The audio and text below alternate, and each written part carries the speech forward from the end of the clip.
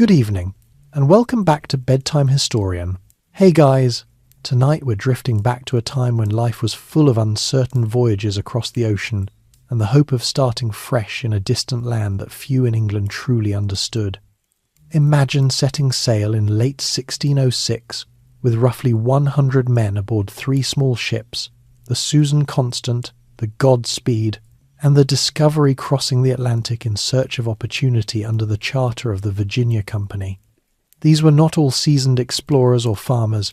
Many were gentlemen unused to hard labour, along with soldiers, craftsmen and labourers drawn by promises of gold and a better life. The ships reached the Chesapeake Bay in April 1607, after months at sea marked by storms, shortages and disagreements among the leaders.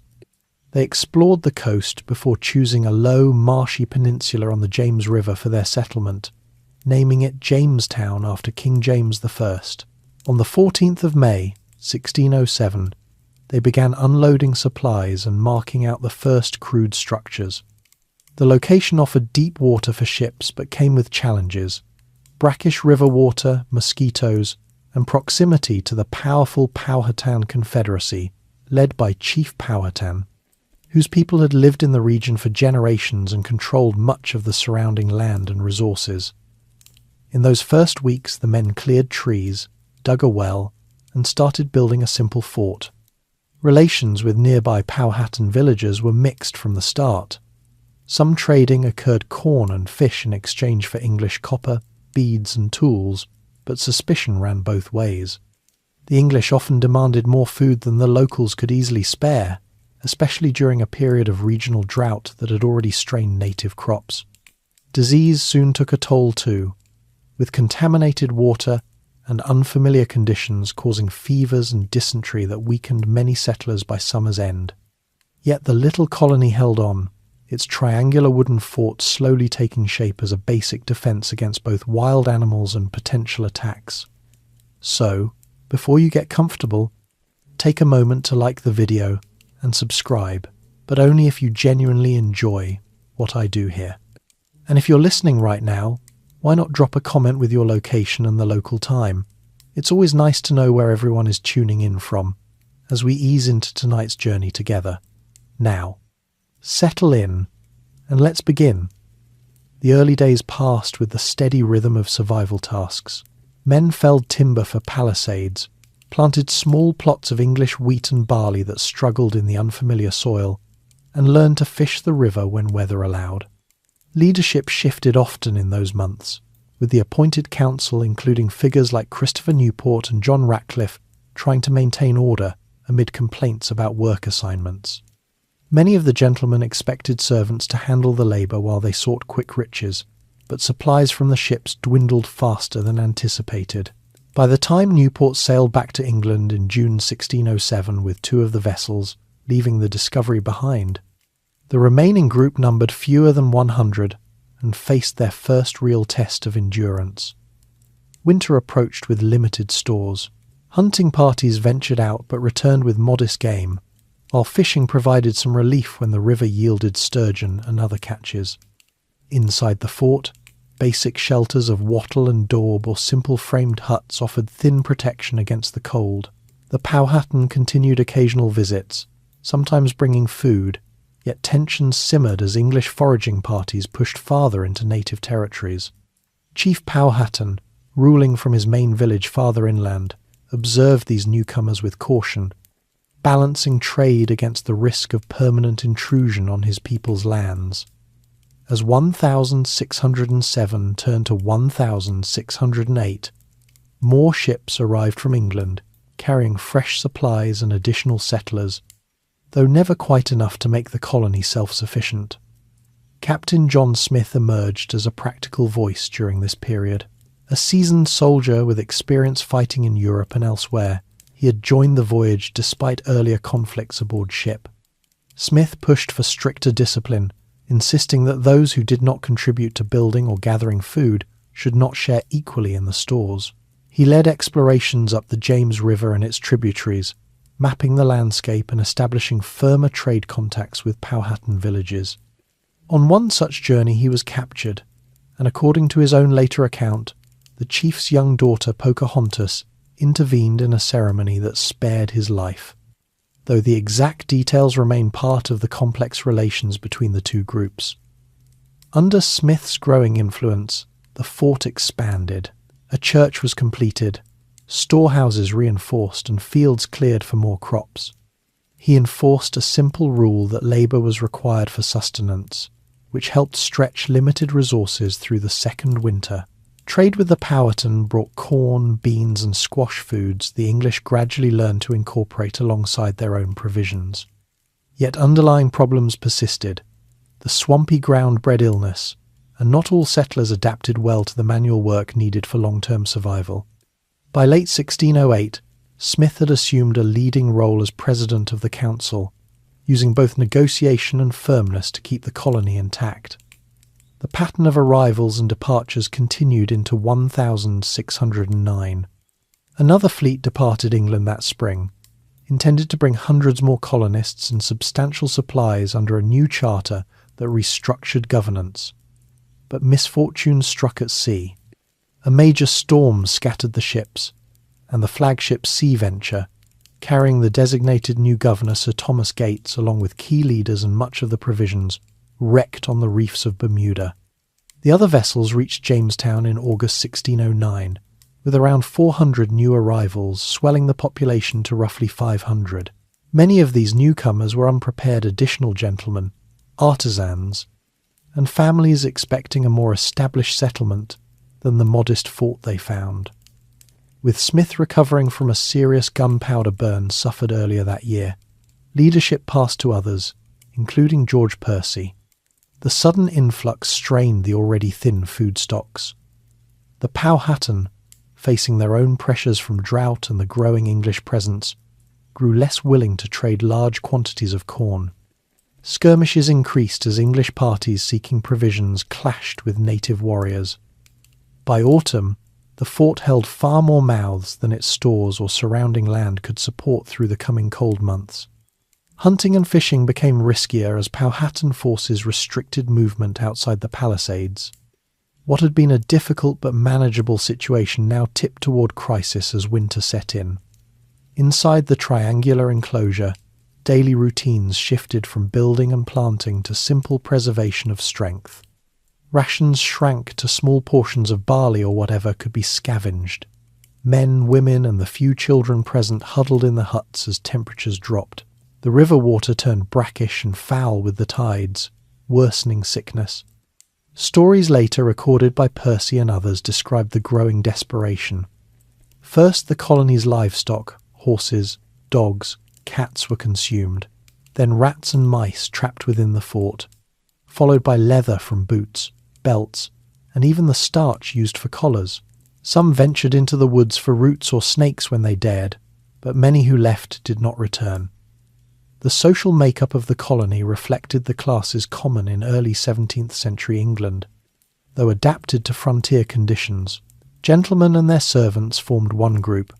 The former often arrived with finer woolen doublets, breeches, stockings, and hats suited for milder climates, while labourers wore coarser linen shirts, jerkins of canvas or leather, and simple breeches that quickly wore out in the damp environment. Food before the worst shortages included salted beef or pork from ship stores, bread or porridge from grain, and whatever fresh fish or game supplemented it. Native corn became a staple when available, ground into meal. Women, fewer in number at this stage, managed cooking, mending, and some gardening. Children helped with small tasks but faced the same hardships. As supplies failed, these distinctions blurred. Everyone shared the same gnawing hunger regardless of prior status. Through the long winter of 1609 into 1610, the death rate climbed steadily. Bodies weakened by malnutrition succumbed to dysentery, fevers, and exposure. Percy later wrote of the sharp prick of hunger that no one could fully describe without experiencing it. Men who had once argued over leadership now focused solely on finding the next scrap of sustenance. The fort's palisades, once a symbol of security, now felt like the walls of a trap as the Powhatan maintained pressure from beyond, preventing easy foraging. Archaeological evidence from the site later confirmed the consumption of horses, dogs, and even less palatable items, painting a clear picture of a community pushed to its limits. By early spring 1610, the population inside the fort had dropped dramatically. Of the roughly 500 present the previous autumn, only about 60 remained alive, gaunt figures who moved slowly and spoke little. The survivors presented a stark sight to anyone arriving fresh from England. Hollow cheeks, ragged clothing hanging loose on emaciated frames, and eyes marked by exhaustion. The ground within the fort showed signs of hasty burials, and the structures themselves had fallen into disrepair as maintenance gave way to mere survival. No new crops had been planted successfully the prior season, and the river offered little relief amid the ongoing restrictions on movement. This was the depth of what became known as the starving time. The combination of overpopulation from the late arriving ships, the loss of experienced leadership after Smith's departure, failed resupply due to the Bermuda wreck, and the strategic isolation enforced by the Powhatan had brought the colony to the brink. Yet even in these conditions, small acts of endurance continued sharing the last bits of found food, tending to the sick as best one could, and holding on to the faint hope that help might still come from across the sea. The English Crown and the Virginia Company had invested too much to let the effort vanish entirely, though no one inside the fort could be certain of rescue, as March gave way to April and then May, building the fort. The men stepped ashore on that low peninsula in the spring of 1607, and immediately set to work with axes and spades. Trees came down one by one, their trunks dragged into position to form the first lines of defence. The ground was soft and uneven, so they dug shallow trenches and raised a simple earthen bank before driving sharpened stakes into place. By the end of the first month, a rough triangle of wooden walls stood, with gates facing the river and the landward sides. Inside they cleared space for a storehouse, a small church, and rows of basic shelters. No grand plan guided them. Necessity dictated every cut of timber and every nail driven from the ship's stores. Captain Christopher Newport supervised the unloading while the council members assigned tasks. Some men felled more trees for clapboard roofs, others mixed clay and straw for wattle walls that could be daubed against the wind. The river provided fresh water at first, though it soon turned brackish with the tides. A well was sunk near the centre of the enclosure, but its yield proved limited and often muddy. Gardens were scratched into the soil beyond the walls when the weather allowed, though the seeds brought from England, wheat, barley, peas, grew unevenly in the sandy loam. Fishing lines and nets went out each morning, pulling in whatever the James River offered: catfish, perch, and the occasional sturgeon when the season favoured it. Nearby Powhatan villages watched these activities closely. Small groups of native men came to observe, sometimes trading small baskets of corn or fresh fish for English copper discs and glass beads. The exchange was cautious on both sides. The Powhatan already grew corn, beans and squash in fields cleared by fire and hand tools, rotating their planting sites every few years. They lived in longhouses covered with woven mats or bark, wore deerskin garments softened by hand, and moved through the woods with quiet efficiency. Their diet relied heavily on the Three Sisters' corn, beans and squash, supplemented by hunted deer, turkey and fish from the rivers and bay. English clothing of wool and linen looked heavy and impractical to them in the Virginia heat, while the settlers marvelled at how lightly the Powhatan dressed and how swiftly they could travel by canoe. Inside the fort, the daily rhythm settled into a pattern of labour and short rests. Gentlemen who had expected servants to handle everything soon learned they must swing an axe themselves if they wanted shelter before nightfall. Labourers and soldiers worked longer hours, their linen shirts stained with sweat and sap. Meals consisted of ship's biscuit softened in water, a little salted meat, and whatever fresh catch could be added. As summer advanced, mosquitoes rose from the marshes and fevers spread through the crowded huts. More than half the original group fell ill by August, their strength drained by dysentery and the unfamiliar climate. Burials began outside the walls, simple graves marked only by wooden crosses that soon weathered grey. Newport sailed for England in June with 2 of the ships, leaving behind a reduced company and the smallest vessel, the Discovery. Those who remained turned their attention to strengthening the palisades and storing what little grain they had harvested.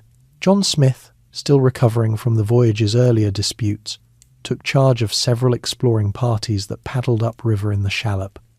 They visited Powhatan settlements, noted the layout of fields and longhouses, and returned with additional corn when trade succeeded. These trips revealed the extent of the chief's influence. Powhatan ruled dozens of villages stretching from the James River to the Fall Line, collecting tribute in corn and deerskins from subject groups. His warriors carried bows, arrows tipped with stone or bone, and wooden clubs, moving through the forest, with knowledge the English could only begin to acquire. By autumn, the fort had grown more solid. A larger storehouse stood near the river gate, its timbers lashed and roofed with thatch. The church, little more than a framed room with a rough altar, hosted simple services when the council required. Men repaired tools, mended clothing, and tried to preserve meat by smoking it over slow fires. The Powhatan continued to visit, but the quantities of food they offered decreased as their own stores tightened after a dry growing season. English demands for more corn met with polite but firm refusals in some villages. Small raiding parties occasionally slipped out from the fort to dig up native fields at night, an act that deepened mistrust on both sides. Winter arrived with cold rains rather than heavy snow. The river froze along the edges, making fishing harder. Inside the walls, fires burned in the huts to ward off dampness, but wood smoke filled the air and eyes watered from lack of proper chimneys. Rations shrank to 1 small meal a day for many.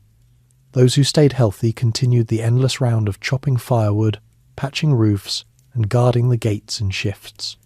By early 1608, the colony had lost nearly half its number to sickness and hardship, yet the triangular fort still stood, its walls a thin line between the settlers and the surrounding woods. New ships reached the river in January 1608, bringing fresh supplies and about 100 more men. The arrivals found the survivors thinner and more hardened than the optimistic company that had left England the year before. Unloading began at once, with barrels of meal, tools, and livestock rolled up the bank. The new settlers included more craftsmen, carpenters, blacksmiths, and brickmakers, whose skills helped improve the buildings.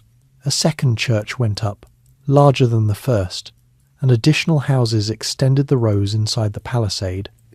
Smith, now more firmly in command after council elections, organised work details and punished idleness with reduced shares of food. He also led mapping expeditions that charted the Chesapeake Bay and its tributaries, producing rough charts that later guided further voyages. Relations with the Powhatan grew more structured during this period. Smith negotiated directly with Chief Powhatan at his main village, exchanging English goods for substantial loads of corn. Pocahontas, the chief's young daughter, appeared at some of these meetings, carrying messages and sometimes food. The English learned a few Algonquian words and began to understand the seasonal cycle of native planting and hunting. Powhatan warriors demonstrated their skill with bows, sending arrows deep into wooden targets, while English muskets impressed with their noise and range, though powder and shot remained precious. Through the spring and summer of 1608, the fort expanded again. A glass house was attempted outside the walls to test local sands for making glass, though it produced little. Fields were enlarged, and a small herd of swine rooted in cleared ground. Fishing continued to provide a steady supplement, with men standing in shallow water or rowing out in the shallop. Clothing wore thin, woolen stockings frayed, linen shirts developed holes, and many settlers adopted pieces of deerskin traded from the Powhatan to patch their garments. Food improved slightly with the new supplies, allowing small feasts when a sturgeon was caught or a deer brought down. Yet everyone understood that self-sufficiency still lay far in the future. As 1608 drew to a close, the triangular fort had become a more permanent-looking settlement. Its walls enclosed workshops, storehouses, and living quarters arranged along muddy lanes. Guards walked the parapets at night, watching for fires or movement in the trees. The river flowed past the landing stage, where the Discovery and later vessels tied up, bringing news from England and taking back small cargoes of clapboard and sassafras root. The Powhatan maintained their villages at a careful distance, trading when it suited them but never fully trusting the growing English presence. Inside the fort, the rhythm of labour continued, chopping, digging, building, mending each day, adding another layer of resilience to the fragile foothold on the James River. The work never stopped. Even when illness returned or tempers flared, men learned to sharpen their own tools, weave simple baskets, and repair the palisade after storms. Women, though few, managed cooking fires and tended the sick with whatever herbs could be gathered. Children carried water and gathered kindling, their small hands quickly calloused. The fort stood as a practical response to an unfamiliar world, not a grand outpost of empire, but a cluster of wooden buildings and determined people doing what was necessary to see another sunrise. First winter and leadership changest. The first full winter tested every plank and every person inside the triangular enclosure. Cold rains soaked the thatch roofs, and wind found every gap in the wattle walls. Fires burned low to conserve wood, so men wrapped themselves in whatever blankets or spare cloaks remained from the ships. Rations had already grown thin by December 1607. Each settler received a small measure of barley meal boiled into a thin gruel, sometimes mixed with a bit of smoked fish when the river allowed. Hunting parties went out when the weather cleared, but game had grown scarce near the fort, and the men returned with little more than squirrels or a single turkey. Sickness spread quickly in the damp quarters. Fevers gripped one after another, leaving bodies weak and minds clouded. The surgeon did what he could with the limited medicines brought from England, but most care fell to the sufferers themselves and the few women present. Burials became a grim weekly task. Shallow graves outside the walls received the dead, and the living marked each loss with quiet words before returning to their duties. By February 1608, the company that had numbered more than 100 in the autumn stood at barely 40 men, still able to work. Newport returned in January 1608 with the first supply, bringing food, tools, and about 100 fresh settlers. The ships anchored in the river, and barrels were rolled ashore under grey skies. The newcomers stepped onto the muddy bank and saw for the first time the reality of the settlement. Patched roofs, thin faces, and the constant sound of coughing from inside the fort. Extra hands helped unload, and for a short time the stores seemed almost adequate. Livestock pigs and a few goats were turned loose to forage, and the carpenters set about repairing the worst leaks in the buildings. Leadership shifted several times that winter. The original council had lost members to death and disagreement. John Ratcliffe held the presidency for a period, but his decisions often favoured the gentlemen over the labourers, which created resentment. Arguments broke out over work assignments and the division of the new supplies. Smith, still recovering from a stingray wound suffered during an earlier exploration, spoke plainly against waste and idleness. He argued that every able man must contribute or forfeit his share of food. His words carried weight because he had already proven himself on the river journeys, returning with corn and knowledge of the surrounding country. By early spring, the council elected Smith to a more prominent role. He organised work gangs to clear additional land and strengthen the palisade where winter storms had loosened stakes. Under his direction, the men dug a deeper well and built a larger storehouse with a raised floor to keep grain away from damp earth. Newport sailed back to England again in April, taking letters and a small cargo of clapboard. The colony settled into a steadier routine, with Smith's firm hand guiding daily tasks. He set clear rules. Those who worked received full rations, those who refused received less. The change reduced complaints and stretched the remaining supplies further. Explorations continued when the weather warmed.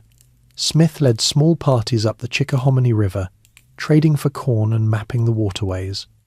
On one journey he was captured by Powhatan warriors and taken before Chief Powhatan at Werowocomoco. After a period of questioning and ceremony, he was released and returned to the fort with more corn. The event strengthened his reputation among the settlers and gave the English a clearer view of Powhatan authority. The chief controlled a network of villages that stretched across the coastal plain, each paying tribute in food and goods. His people planted fields in the spring, harvested in late summer, and stored surplus in raised granaries. Inside Jamestown, the pace of building picked up. New houses went up along the lanes, their frames joined with wooden pegs and roofs covered with split oak shingles. A blockhouse was added at one corner of the fort for better defence. Gardens expanded beyond the walls, though deer and other animals often raided the young plants. The settlers learned to plant native corn between the rows of English peas, a practice picked up from watching Powhatan fields. Fishing remained important. Men stood in the shallows with nets or rowed the shallop out into deeper water when the tide favoured them. Summer brought its own difficulties. Mosquitoes rose thick from the marshes, and the river water turned foul again. More fevers appeared, though the death rate stayed lower than the previous winter because the stores from the supply ships had not yet run out. Smith continued to enforce labour rules and punished theft of food with public whippings. He also trained some of the men in the use of muskets and pikes so the fort could mount a proper guard. Relations with nearby Powhatan villages remained cautious but functional. Occasional trading parties arrived with baskets of beans and squash, receiving hatchets and copper in return. By autumn 1608, the fort looked more settled. Smoke rose from several chimneys, and the palisade stood straight and strong. The church had been enlarged, and services held more regularly. Smith was formally chosen president of the council in September. He used his authority to send out disciplined foraging parties and to negotiate larger corn deliveries before the winter set in. The Powhatan provided generous amounts that year, perhaps hoping the English would remain dependent rather than expand. Inside the fort, the settlers dried and stored the corn in the new raised storehouse, mixing it with the last of the English grain. The second winter arrived milder than the first. Rain fell often, but deep freezes were rare. Food stores held because of Smith's careful management and the late autumn trade. Men repaired tools, mended clothing, and kept watch in shifts without the same level of desperation. Sickness still claimed lives, but the numbers were fewer. The new settlers from the supply ships had begun to adapt, learning which tasks suited their skills and how to move quietly in the woods. Children, though few, helped gather firewood and carry water, their presence reminding everyone that the colony might one day grow beyond mere survival. Leadership changes continued in small ways. When Smith suffered a gunpowder burn to his leg in the autumn of 1609, while returning from a trading voyage, the council moved quickly to replace him. George Percy, a gentleman with military experience, took over day-to-day decisions. Percy lacked Smith's forceful style and allowed some relaxation of the strict labour rules. At the same time, news arrived that a large new fleet was preparing to leave England under a revised charter. The Virginia Company had reorganised governance, appointing Sir Thomas Gates as Lieutenant Governor and Lord Delaware as overall Governor. These changes were meant to bring stronger direction from London, but for the moment the fort remained under Percy's quieter hand. The autumn of 1609 saw the arrival of the scattered ships from the Third Supply. The Sea Venture had wrecked on Bermuda, but 7 other vessels reached the James River in August carrying roughly 400 new colonists. The fort suddenly held more than 500 people. Extra hands helped expand the palisade and build additional shelters, but the sudden growth also consumed stores at a rapid rate. Percy and the council tried to organise the newcomers into work details, yet many of the recent arrivals were unaccustomed to frontier labour and expected the colony to provide for them immediately. As leaves turned and nights grew longer, the Powhatan reduced their trading visits. Chief Powhatan had watched the English numbers swell and decided the time had come to limit aid. his warriors began to shadow English foraging parties, making it dangerous to venture far from the walls. Corn that had once arrived in baskets now appeared in smaller quantities or not at all. Inside the fort, the leaders rationed what remained, but with so many extra mouths, the portions grew smaller week by week. The stage was quietly set for the hardships that would follow. The first winter had taught hard lessons about preparation and discipline. Leadership shifts had shown how quickly authority could pass from one man to another when death or injury struck. The arrival of new settlers had brought both fresh labour and fresh strain. By the time the cold rains of late 1609 began in earnest, the triangular fort stood stronger than ever, yet its people faced a test greater than any they had known before. The river flowed past the landing stage as it always had, but the faces looking out from the palisade carried a new seriousness. Winter was coming, and this time the stores would not be enough. John Smith's rule captain John Smith assumed the presidency of the council in the fall and immediately brought a practical system of order to the entire settlement. He divided the able-bodied men into organised teams, each with a clear daily assignment that matched their skills and strength. Carpenters repaired roofs and strengthened gates, while soldiers stood regular watches along the palisade. Labourers cleared more ground for planting and carried fresh water from the new well. Smith kept simple tallies of each man's contribution and made certain that rations came only after the day's work was finished. Those who refused tasks received smaller portions, and the rule applied equally to gentlemen and common labourers alike. The change ended much of the earlier grumbling and ensured that stores lasted longer through the colder months. Smith also turned his attention outward to secure additional food through steady trade. He led small, well-armed parties to Powhatan villages along the James River and its branches, carrying English hatchets, copper pieces, and strings of glass beads. At each stop he sat down with the local werowance and followed the customs of greeting and gift exchange that the Powhatan expected. In return, the villagers filled baskets with shelled corn, dried beans, and smoked fish, sometimes adding venison or turkey when the hunt had been good. Smith arranged for these loads to be carried back to the fort by canoe or overland, where they were measured and stored in the raised granary to keep out rodents and damp. One such journey brought enough corn to feed the company for several extra weeks, and the pattern repeated whenever the weather allowed safe travel. These exchanges built a working relationship that kept the fort supplied without constant fighting. To understand the land better and plan for the colony's needs, Smith spent weeks exploring and recording the surrounding country. He took the shallop and a few trusted companions up the Chesapeake Bay, noting the mouths of rivers, the depth of channels, and the locations of native towns.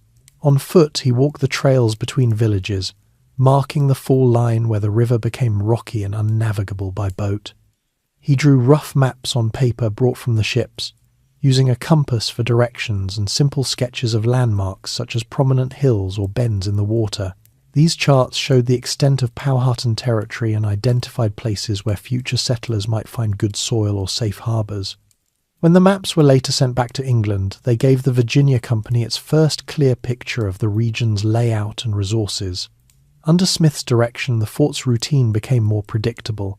Each morning the teams formed up after a simple breakfast of corn porridge, then moved to their assigned places.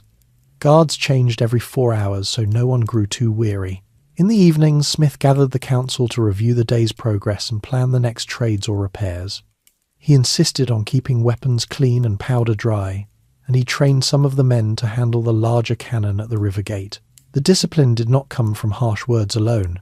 Smith worked alongside the others when needed, showing by example how an axe or spade should be used. The settlers gradually saw that the stores held steadier and that fewer arguments broke out over food shares. Trade journeys gave Smith a closer view of Powhatan life. He observed how their villages were arranged around central longhouses and how fields were planted in small hills of earth to grow the 3 main crops together. Warriors carried bows and clubs but also showed skill with the English tools they received in trade. Smith noted the way messages travelled quickly between villages by runners, and how Chief Powhatan kept control through a network of family ties and tribute. During one visit, the chief's daughter Pocahontas appeared with a group of women bringing extra corn, and the exchange proceeded with the usual formalities of speech and gesture. These contacts helped both sides gauge each other's intentions, while the corn flowed steadily into the fort. Mapping expeditions added practical knowledge that went beyond simple survival. Smith recorded the tides along the James River and the places where oysters and clams could be gathered at low water. He noted stands of timber suitable for shipbuilding and patches of ground that drained well after rain. On longer trips, he pushed northward toward the Potomac River, returning with descriptions of wider waters and different native groups who traded furs and shells. Each map page was labelled with distances and bearings so that future captains could navigate without getting lost in the maze of creeks and marshes. The information proved useful when new supply ships arrived, allowing them to anchor safely and unload without delay. The president's rules also extended to the maintenance of the buildings and tools. He ordered the construction of better chimneys in the huts so smoke no longer filled every room. He had the storehouse floor raised higher on posts to protect the grain from flooding during spring rains. Blacksmiths repaired broken hoes and axes, and the work was logged so that every repaired item could be traced to a specific team. Smith made it clear that tools belonged to the common stock and could not be taken for personal use without permission. This careful accounting meant that equipment lasted longer, and fewer hours were lost to broken handles or dull blades. Even with the added labour, Smith found time to write brief notes about the country and its people. He described the soil, the climate, and the ways the Powhatan prepared their food and built their canoes. These observations were not for idle reading. They were meant to help the company understand what kind of settlers would thrive here and what supplies would be needed in future shipments. The men in the fort knew that Smith's writings would travel back to England with the next ship, carrying the story of their daily efforts and the practical knowledge gained from trade and exploration. As the weeks passed, the fort took on a steadier appearance. The palisade stood firm, the lanes between houses were kept clear of debris, and the gardens showed rows of young plants protected by fences woven from saplings. Fishing continued each day, with the catch cleaned and smoked under Smith's supervision so that none went to waste. The president rotated the teams so that no group grew resentful of the hardest tasks, and he listened to complaints only after the day's work was done. This balance kept morale from slipping even when the river fog made the mornings damp and cold. Trade with the Powhatan remained the backbone of the colony's food supply.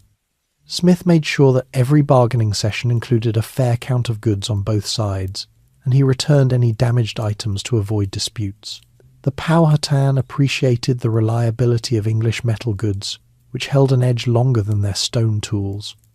In turn, the English learned which seasons brought the best corn and which villages were most willing to deal. These patterns allowed the fort to plan its needs ahead and avoid sudden shortages. Smith's personal presence at many of the meetings helped keep the peace. Since the Powhatan leaders had come to recognize him as the one Englishman who spoke plainly and kept his promises, the mapping work extended the colony's reach in another way. Smith's charts allowed small parties to venture farther for firewood or clay without fear of losing their way. They showed safe routes around shallow bars in the river and marked the locations of freshwater springs inland. When a supply ship anchored in the bay, the pilot could consult the maps to choose the best landing spot. The knowledge gathered during these expeditions gave the settlers confidence that the land held more possibilities than the small triangle of the fort suggested. Smith encouraged the men to study the charts themselves so that more of them could lead future parties. By the time spring arrived, the effects of Smith's rule were visible in the fuller storehouse and the improved condition of the buildings. The men moved with purpose, knowing that their labour directly affected what they would eat the next day. Trade continued at a steady pace, and the maps grew more detailed with each new journey. The president maintained his system of teams and tallies without easing the standards, even when new faces arrived from occasional small boats. The fort had become a place where order and effort turned uncertain supplies into a reliable, if modest, daily existence. Smith's approach rested on the simple idea that survival depended on shared work and honest exchange. He did not ask for more than the land and the Powhatan could reasonably provide, yet he insisted that nothing be wasted inside the walls. The combination of firm rules at home and careful dealings abroad kept the colony intact through seasons that had previously brought hardship. The maps and the corn stores stood as quiet proof that disciplined leadership and practical knowledge could make a foothold in the new country more secure. Smith's departure and growing tensions late in the year. While Smith was returning from one more trading trip up the river, a spark from a slow match landed in an open bag of gunpowder stored in the shallop. The blast caught him full across the leg and side, burning deep into the flesh and leaving him in immediate agony. The men brought him back to the fort as quickly as the tide allowed, and the surgeon cleaned the wounds and applied what salves remained in the medicine chest. Smith lay in his quarters for days, feverish and unable to walk without help, yet he still gave orders from his bed about the next day's work assignments and the careful rationing of the latest corn delivery.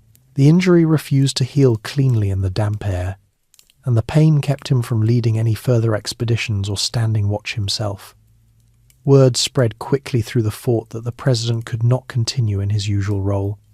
The council met and decided that Smith should return to England on the next available ship to have the burns treated properly by physicians there. In October, he was carried aboard one of the vessels that had come earlier in the season, his leg bandaged and his face drawn with discomfort. The ship weighed anchor and sailed down the James River toward the Chesapeake Bay and the open ocean. As the sails filled and the fort slipped from view behind the trees, Smith left behind the system of teams and tallies that had kept the colony functioning. The men watched the ship disappear around the bend, and the daily rhythm inside the walls began to shift almost at once. George Percy took over as the new president of the council. He was a capable gentleman with military experience from earlier campaigns in Europe, but his approach differed from Smith's in important ways. Percy preferred to consult the full council on most decisions, and did not enforce the same strict requirement that every man complete a full day's labour before receiving his full share of food. Some of the gentlemen who had chafed under Smith's rules now found it easier to assign the heavier tasks to the labourers and servants while they attended to what they considered more suitable duties. The tallies of work performed grew less precise, and the storehouse records showed that supplies were being drawn down faster than they had been only weeks earlier. It was almost as if the colony had decided, in Smith's absence, that the old ways of stretching every bushel of corn had been a bit too tiresome after all. With the change in leadership, small disagreements that Smith had settled quickly now lingered. Arguments arose over who should stand the night watches and whether certain tools should be reserved for the craftsmen rather than lent to the general work gangs. The carpenters still repaired roofs and the gardeners still tended the plots beyond the walls, but the overall pace slowed.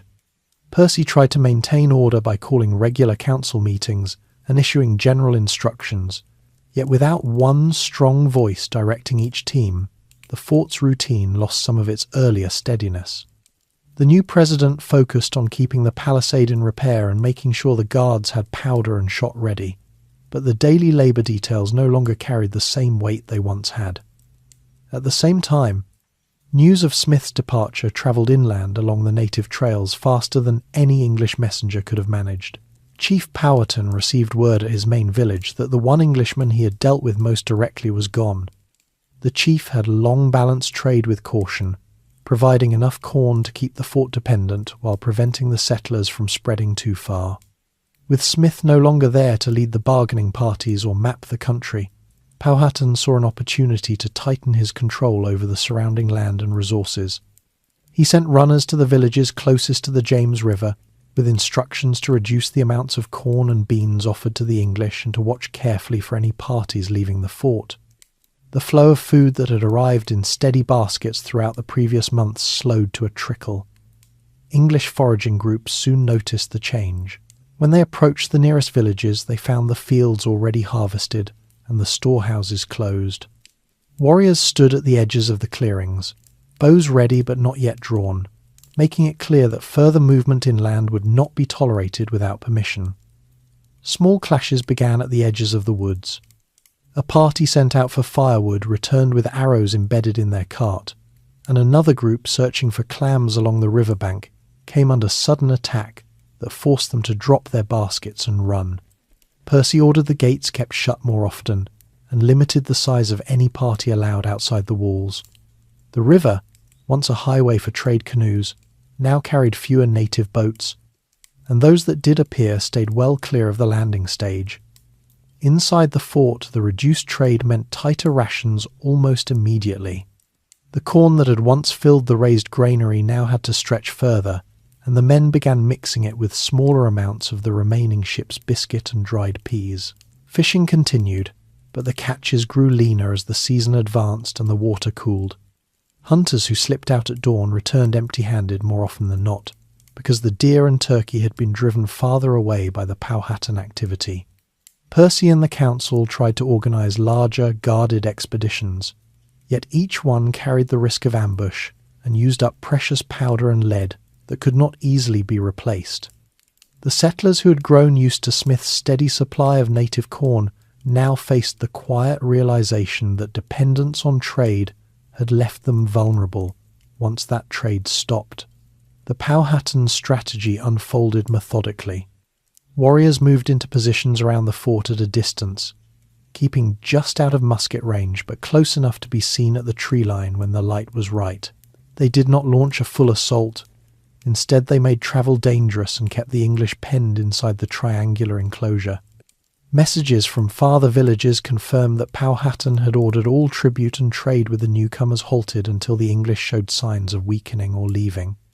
The chief understood that the fort's population had grown during the year, and that its stores, even with careful management, could not last an entire winter without outside help. By restricting movement and food, he aimed to force the settlers into a position where they would either abandon the place or become too weak to threaten his people's lands. Percy responded by strengthening the guard rotations and sending out scouts in small numbers to test the blockade. These patrols sometimes returned with a few ears of corn taken from an unguarded field, but more often they came back with reports of warriors watching from cover. The council debated whether to send a ship back to England with an urgent request for supplies, yet the vessels that remained were needed to carry the season's small cargo of clapboard and sassafras, if the colony hoped to show any return on the company's investment. In the meantime, the men repaired the palisade where winter storms had loosened stakes and dug additional pits for storing whatever roots or nuts could be gathered close to the walls. The routine of labour continued, but the earlier sense of steady progress under Smith had given way to a watchful caution. As the leaves fell and the days shortened, the tensions outside the fort became part of daily life inside as well. Men spoke less during meals and kept their eyes on the tree line whenever they stepped into the open lanes. The few women and children present helped with the smaller tasks, mending clothes, grinding the dwindling corn, and tending the fires, but everyone felt the change in atmosphere. Percy kept the council informed of each new report from the scouts, and decisions were made collectively. Yet the absence of one decisive leader meant that responses sometimes came slower than the situation required. The Powhatan had chosen their moment well. With Smith gone and the new leadership still settling in, the fort found itself increasingly isolated from the resources it had come to rely on. The river flowed past the landing stage as it always had, but now the water carried fewer signs of friendly traffic. Occasional canoes appeared in the distance, yet they turned away before coming close enough for any exchange. Inside the walls, the storehouse doors stayed closed longer each day, and the portions served at the common kettles grew noticeably smaller. The settlers who had once complained about Smith's strict rules now missed the security those rules had provided. The fort remained standing, its palisade intact and its gates barred at night, but the balance that had kept hunger at bay had begun to tip. The growing tensions with the Powhatan and the loss of firm leadership marked the quiet beginning of a harder season than any the colony had yet faced. The arrival of new settlers, the autumn of 1609 approached, and the Powhatan watchers kept their distance at the tree line. The river brought an unexpected sight, one clear morning in August. Lookouts on the palisade called out when 7 sails appeared downstream, moving steadily with the tide. These were the remaining vessels of the Third Supply Fleet that had left England months earlier under a reorganised Virginia Company charter. The flagship Sea Venture, carrying the new Lieutenant Governor Sir Thomas Gates and the bulk of the planned provisions, had separated in a storm and not yet arrived. The other ships, the Blessing, the Lion, the Falcon, and several smaller ones, had pressed on after the scattering and now anchored off the landing stage with roughly 400 additional colonists aboard. The fort's population, already under strain from reduced trade, suddenly doubled in a single day. The newcomers stepped ashore in waves, their legs unsteady after the long Atlantic crossing. Many were gentlemen expecting to claim land and live comfortably, while others included artisans, labourers, and for the first time a noticeable number of women and children. They carried bundles of personal belongings, tools, and a limited supply of meal and salted meat that had survived the voyage. Percy and the council stood at the gate to welcome them, reading the company's letters aloud in the open square. The documents announced a new structure of government with Gates at its head once he reached the colony. But for the moment the instructions called for the settlers to expand the fort and prepare fields for a larger harvest. The arrival felt like a promise of stability, a sign that London had not forgotten the struggling outpost on the James River. Unloading began immediately and continued through the afternoon and into the next days. Barrels of grain, casks of wine, and crates of iron tools were rolled up the bank and stacked inside the palisade. Livestock, more pigs and a few goats were driven from the ships and turned loose to forage beyond the walls. The new colonists helped with the work, though many moved slowly from the effects of the voyage. The triangular enclosure filled with activity as tents and temporary shelters went up along the lanes to house the extra people. The storehouse doors swung open wider than they had in weeks, and the council ordered an initial distribution of the fresh supplies to stretch the existing corn a little further. For a brief time the fort buzzed with the kind of energy that had marked the very first landings 2 years earlier, as if the arrival of so many hands might finally tip the balance toward self-sufficiency. The hope proved short-lived once the full count was made. The 400 new arrivals brought mouths that needed feeding at once, and the ships had carried far less food than planned, because part of the cargo had gone down with the sea venture. Percy called a council meeting the same evening to divide the newcomers into work teams and assign them quarters, yet the existing huts and houses could not hold everyone. Some families slept under canvas or in the open church building until more structures could be framed. The gardens outside the walls, already raided by deer and watched by Powhatan scouts, would have to feed twice as many once winter came. Fishing parties doubled in size, yet the river's daily catch remained the same, so each portion grew smaller when divided among the larger company. Daily routines shifted to accommodate the sudden growth. The new settlers joined the existing teams for chopping firewood, clearing additional ground, and repairing the palisade where recent rains had softened the earth. Gentlemen among the arrivals often stood alongside labourers for the first time, learning to swing an axe or carry water buckets under Percy's quieter direction. The women helped organise cooking fires and mend the torn sails that had been brought ashore for patching roofs. Children carried kindling and fetched river water, their smaller tasks easing the load on the adults. Yet the extra labour did not immediately produce extra food. The storehouse records showed the grain disappearing faster than it could be replaced, and the council had to set stricter limits on how much could be taken each day. It was almost as if the company in London had calculated the numbers on paper without quite picturing how quickly 500 people could empty a barrel of meal. Relations with the Powhatan, already tense, grew more complicated with the larger population visible from the woods. Native scouts observed the increased activity at the landing stage and the new smoke rising from extra fires inside the fort. Trading visits, already reduced, stopped almost entirely after the ships arrived. A few canoes appeared at a distance but turned away before any exchange could be attempted. Percy sent small guarded parties to the nearest villages with the usual gifts of copper and beads, yet they returned with empty baskets and reports of closed granaries. The chief had clearly decided that feeding this many English would only encourage them to stay and spread. The newcomers, unaware of the earlier balance Smith had maintained, asked why the locals no longer brought corn as expected, and the veterans could only explain that the rules of trade had changed once the fort looked stronger and fuller. Inside the walls the strain showed in small but steady ways. The river water, always brackish at high tide, now had to serve more kettles and more laundry. Sickness from the voyage spread through the crowded quarters, adding to the fevers already present. The surgeon worked longer hours with the same limited medicines, while the women boiled herbs gathered near the palisade to make weak broths for the ill. Rations were measured with greater care at each meal, corn porridge thinned with water, a sliver of salted pork if any remained, and whatever fish could be cleaned and shared. The council tried to keep spirits steady by reminding everyone of the new charter and the promised arrival of gates, but the practical truth was that the fort had gained people faster than it had gained resources. Work on new buildings continued through the late summer days.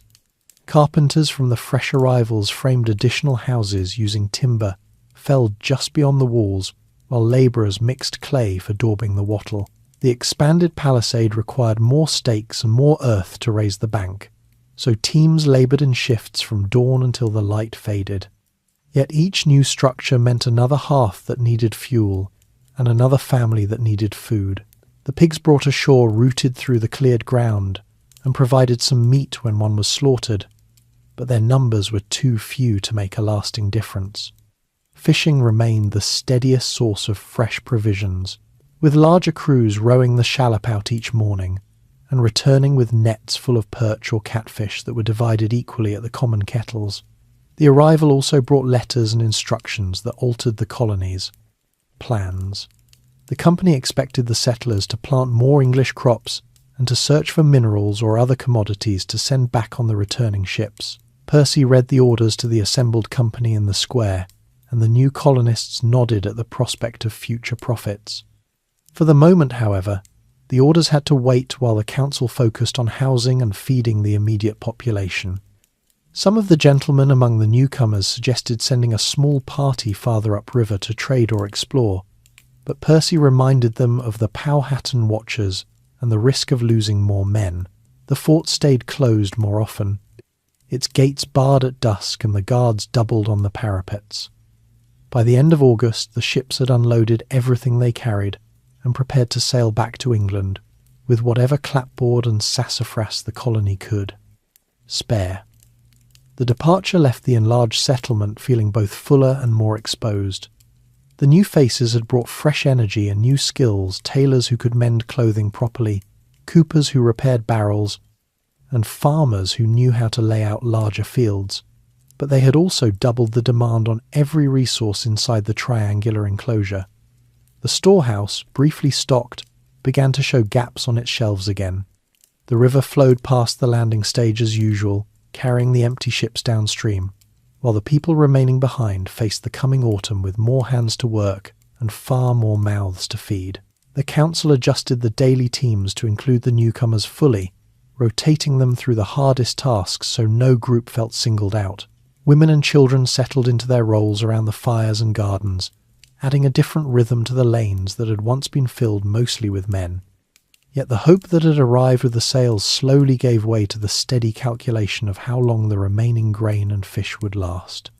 Percy kept the records carefully and called meetings to review the stores each week, but even the most optimistic figures showed that the winter ahead would test the larger company more severely than any season before.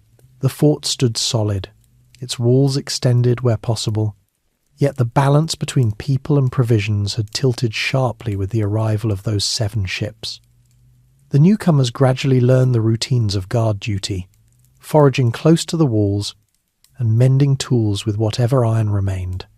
They heard stories from the veterans about Smith's earlier trades and the careful mapping of the country, and they began to understand why the Powhatan had grown cautious.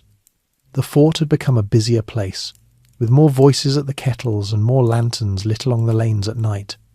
But the extra activity did not hide the simple fact that resources were now spread thinner than ever. Autumn leaves started to turn, and the river carried the first cooler winds, reminding everyone that the season of plenty was ending and the test of endurance was only beginning. The Powhatan strategy. With the new ships gone and the enlarged company settled inside the fort, Chief Powhatan made his decision clear through actions rather than words. Messengers moved quietly between his villages along well-worn trails, carrying instructions that trade with the English would stop and that any movement outside the palisade would be watched and opposed. The The chief had observed the steady growth of the settlement for more than 2 years and had calculated that feeding so many newcomers would only encourage them to clear more land and push farther into his territory.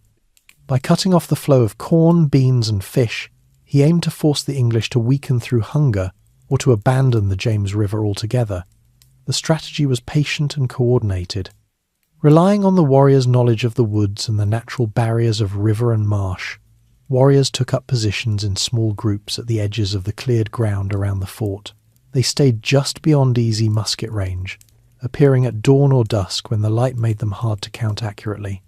From these vantage points they could see the gates open and close, note the size of any party sent out for wood or water, and signal to one another with bird calls or smoke from small fires. When English foragers ventured even a short distance for nuts or roots, arrows flew from cover without warning, striking the ground near their feet or embedding in trees to drive them back.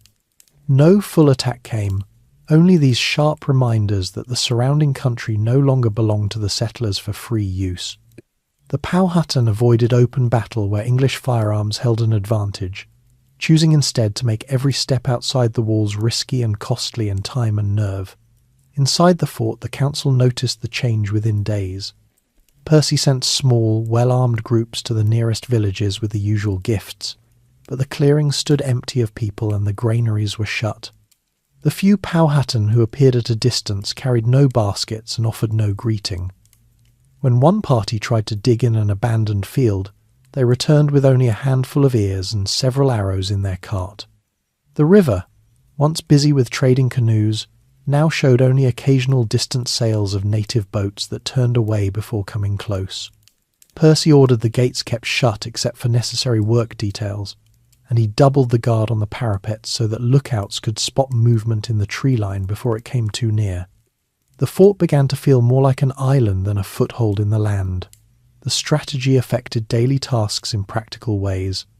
Wood-cutting teams could no longer range far for the best dry timber, and had to make do with smaller trees closer to the walls, which meant more frequent trips and greater exposure. Fishing crews still rowed the shallop into the river each morning, but they stayed nearer the fort and kept weapons ready, reducing the time they could spend on the best grounds. Gardens beyond the palisade required constant watching, and even then deer and raiding parties sometimes took the young plants before they could be harvested. The women and children who helped tend the plots learned to work quickly and return inside at the first sign of movement in the woods. Every activity now carried the extra weight of caution, and the simple chores that had once filled the daylight hours took longer and yielded less. Powhatan's control extended through the network of villages under his authority. Each local leader received orders to withhold surplus food and to report any English movement in their area. Runners carried news back to the main village so the chief could track how the settlers responded. This system allowed the Powhatan to act together without needing a large standing force near the fort. Warriors rotated in and out of the watching positions, returning to their own fields and longhouses for rest and food while others took their place. The English, penned inside their triangle of walls, had no clear way to strike back at an enemy they could rarely see and never quite count. Percy and the council debated sending a larger expedition to force open a trade route, but the risk of losing men and powder in unfamiliar woods made them hesitate. As September gave way to October, the effects of the tightened strategy became harder to ignore. The storehouse shelves showed gaps where full barrels had once stood, and the daily porridge at the common kettles grew thinner with each passing week. The new settlers, still adjusting to the routines, asked more questions about why the Powhatan had suddenly turned unfriendly, and the veterans explained the earlier dependence on trade and the balance Smith had maintained. Some of the gentlemen suggested that a show of force might bring the natives back to the bargaining table, but Percy reminded them that the company's instructions called for peaceful relations whenever possible, and that the colony could not afford heavy losses. The council settled instead for strengthening the defences and rationing what remained with greater care. The Powhatan did not rely on hunger alone. They also drove game away from the vicinity of the fort by hunting the deer and turkey in the nearby woods themselves, or by making enough noise and movement to scatter the animals farther inland. English hunters who slipped out before first light returned with empty hands more often than not, their powder and shot better saved for defence than spent on distant shots. The river itself offered some relief, but catches of fish and shellfish decreased as the water cooled and the larger sturgeon moved to deeper channels. The settlers turned to whatever could be gathered close to the walls: acorns, persimmons when they could be reached safely, and the last roots dug from the garden plots. Each small addition helped stretch the stores, yet the total fell short of what 500 people required through the coming cold months. Winter preparations continued under the watchful eyes from the tree line. Men split extra firewood and stacked it inside the palisade where it could not be easily burned or stolen. The carpenters repaired every leak in the roofs and strengthened the gates with heavier timbers.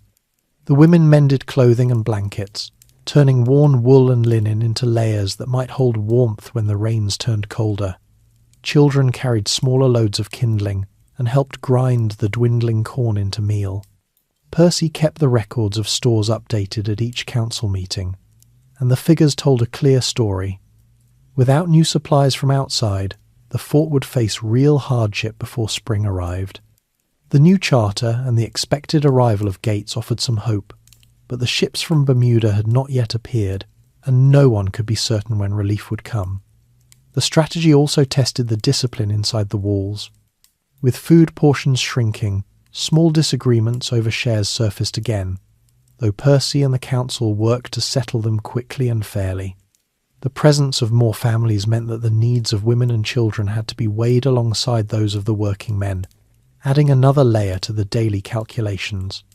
Some of the recent arrivals suggested trying to slip past the watchers at night to reach distant villages, but the council forbade such attempts after the first try ended with a wounded man and no food gained. The fort settled into a quieter, more watchful routine, its people moving between tasks with fewer words and more glances toward the surrounding woods. By late autumn, the Powhatan had achieved their immediate aim. The English remained inside the triangular enclosure, their movements limited, and their stores diminishing week by week. Warriors still appeared at the edges of the cleared ground, enough to keep the settlers cautious, but not so many as to invite a direct assault. The chief continued to receive reports from his runners and adjusted the pressure according to what he learned about conditions inside the fort. The strategy was not one of quick victory, but of steady erosion, counting on hunger and isolation to do the work that open battle might have cost in lives on both sides. The river flowed past the landing stage under grey skies, carrying fallen leaves downstream, while inside the walls the company faced the reality that the land around them had become less giving and more dangerous than it had seemed only months before. The settlers responded with the only means left to them: careful rationing, stronger guards, and the quiet hope that the delayed ships from Bermuda would arrive before the worst of winter set in.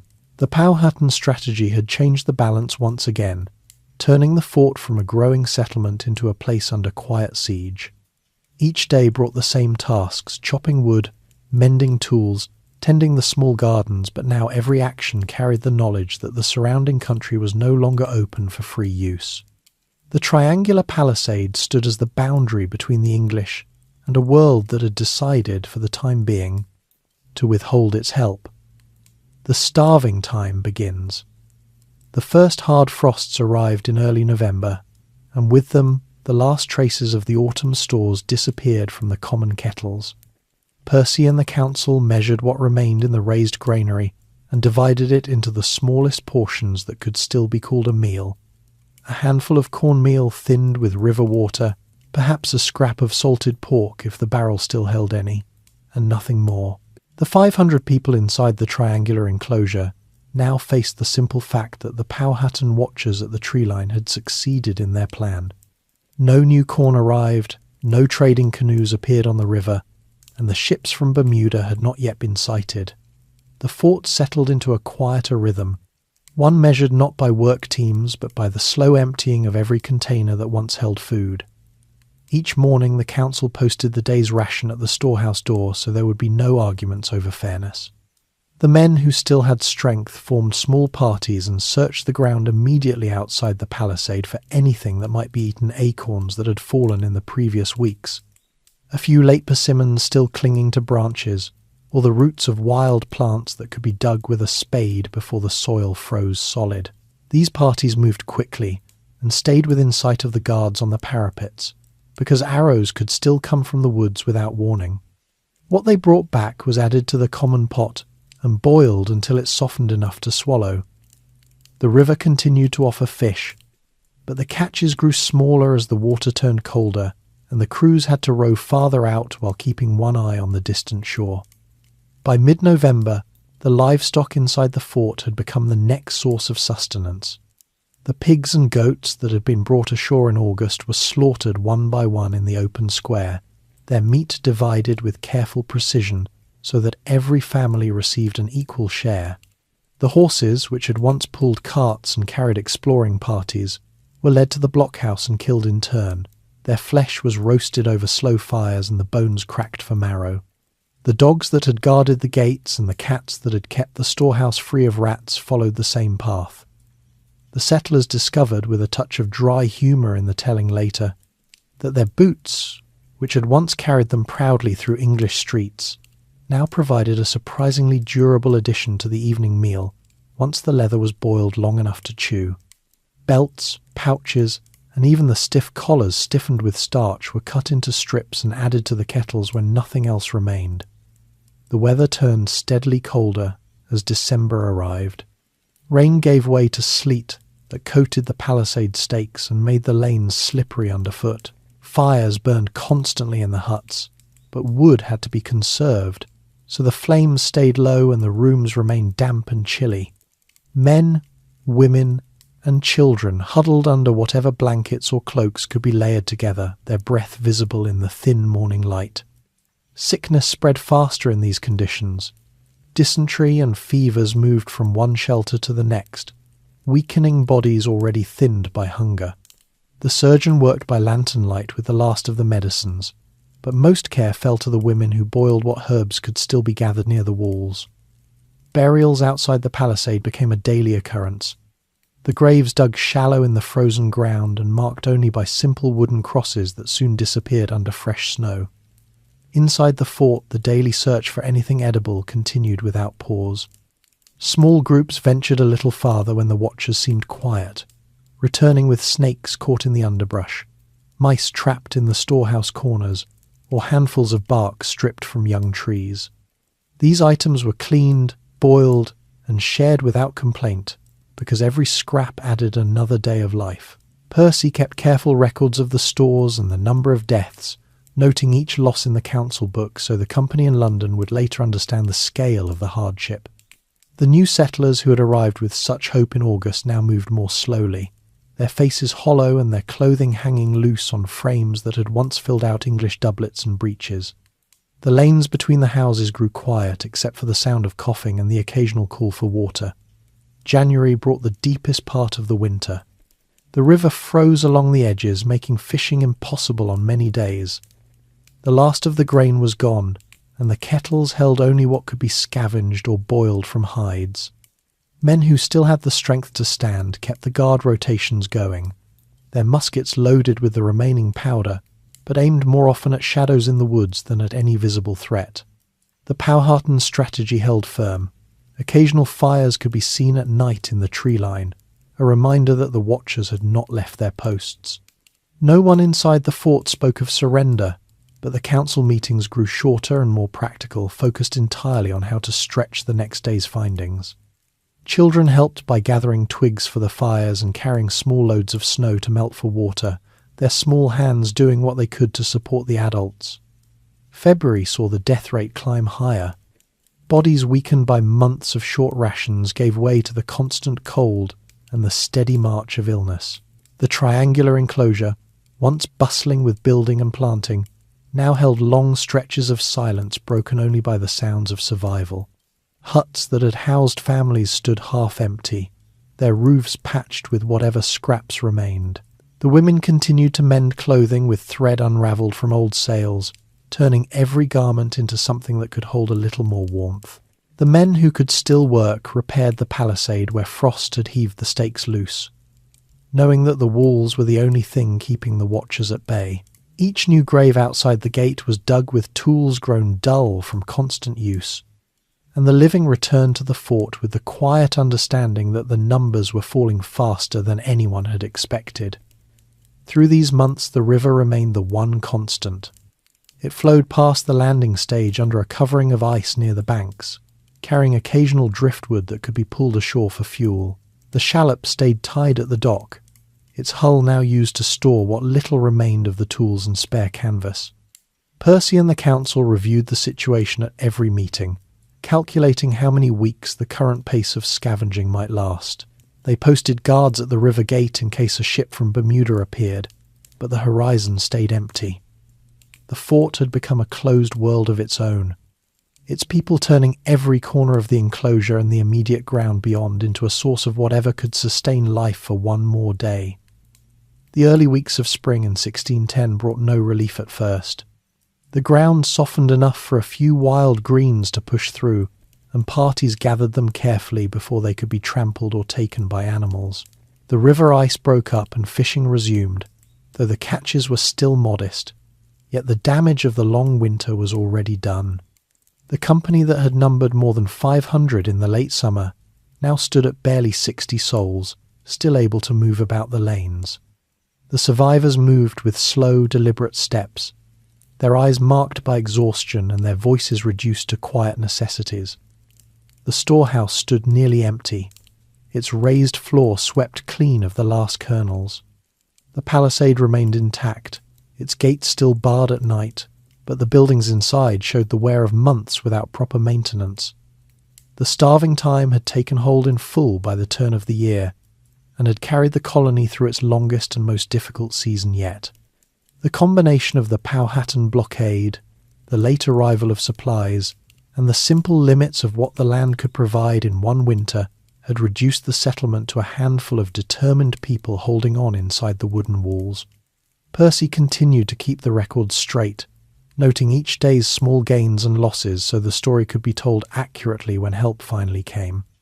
The river flowed past as it always had, now free of ice and carrying the first warmer winds, while inside the fort the survivors waited for the next sign that the world beyond the James River had not forgotten them entirely. The first terrible months had passed, leaving the triangular enclosure standing, but its people thinned and tested in ways no one in England could yet imagine. The survivors inside the triangular enclosure moved through each day with a measured pace that left no room for wasted effort. Dawn came with the first grey light filtering through the patched roofs, and those still able rose from their shared bedding of straw and cloaks to face the same narrow set of tasks. Percy had the council post the day's ration list at the storehouse before the light grew strong, so the company gathered quietly at the common kettles for the single small serving that would carry them until evening. The portions were measured with a wooden scoop, whatever roots or scraps had been gathered the previous afternoon, boiled into a thin broth. No one lingered over the meal. The bowls were emptied and returned to the women who managed the fires, and the day's work began at once. Small parties formed for the morning search. Men who retained enough strength took turns walking the ground just beyond the palisade, eyes scanning for anything the frost had not yet claimed. They carried short spades and baskets, moving in pairs so one could keep watch while the other dug. The ground near the walls yielded a few hardy roots or the last dried berries that had clung to bushes through the cold. These finds went straight into the common pot for the next ration.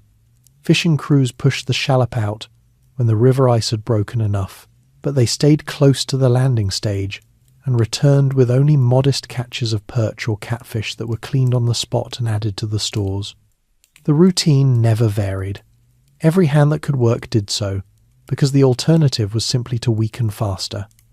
As the hours passed, the women handled the steady indoor tasks that kept the shelters livable.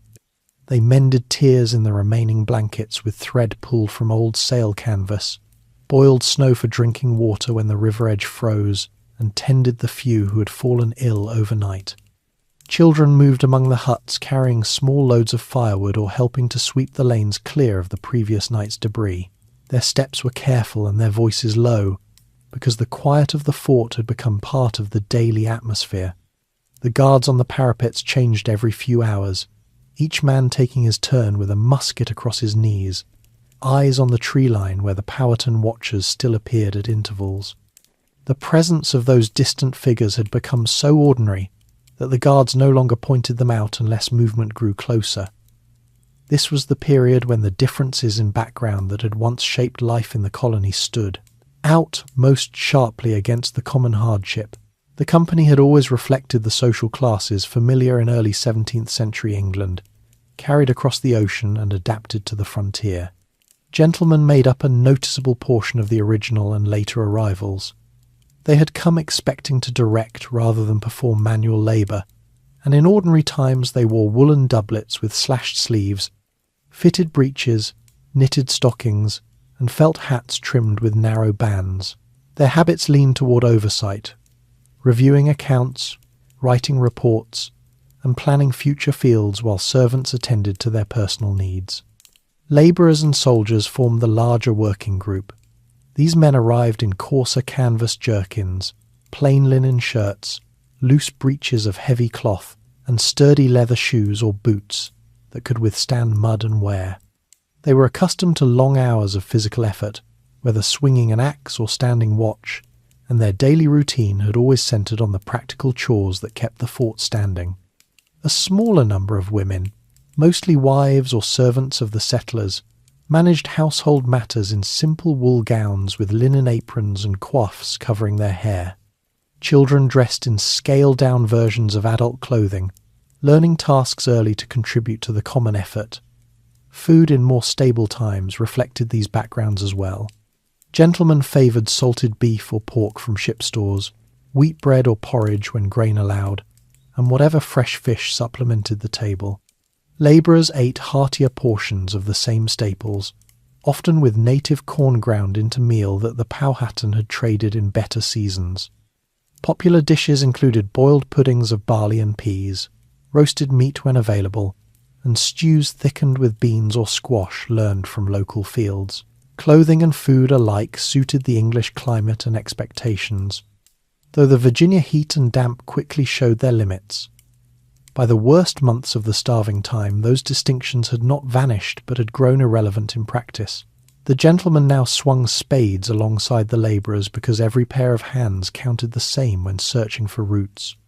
Doublets and breeches that once marked status hung loose and patched on thinned frames, their wool frayed from constant use, and their stockings darned until the original colour was lost.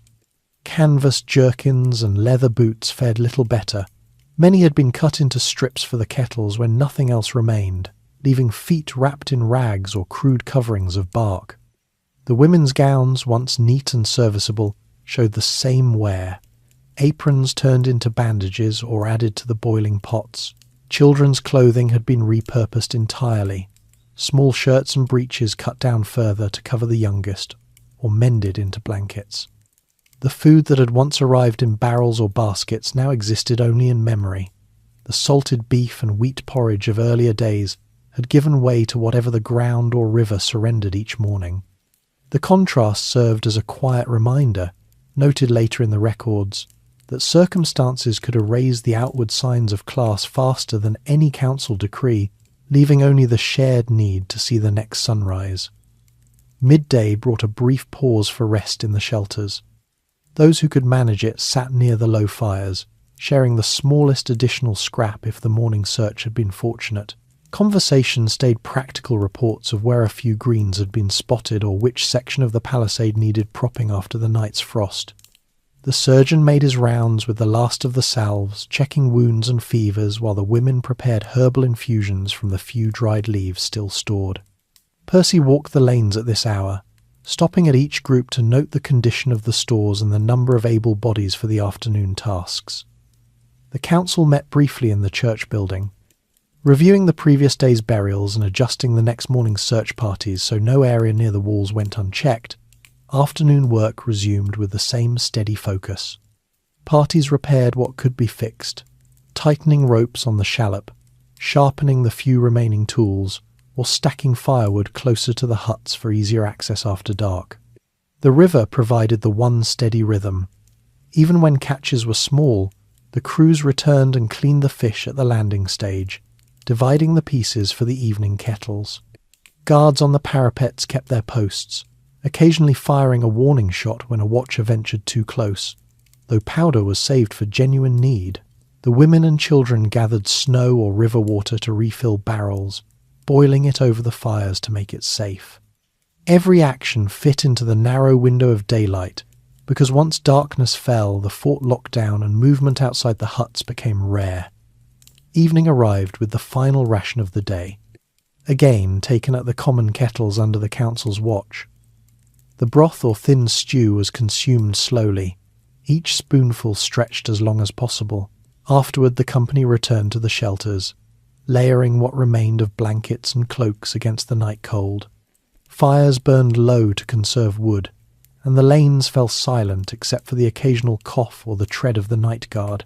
Percy reviewed the day's tallies by lantern light, entering the numbers of deaths and the small gains from foraging into the company book.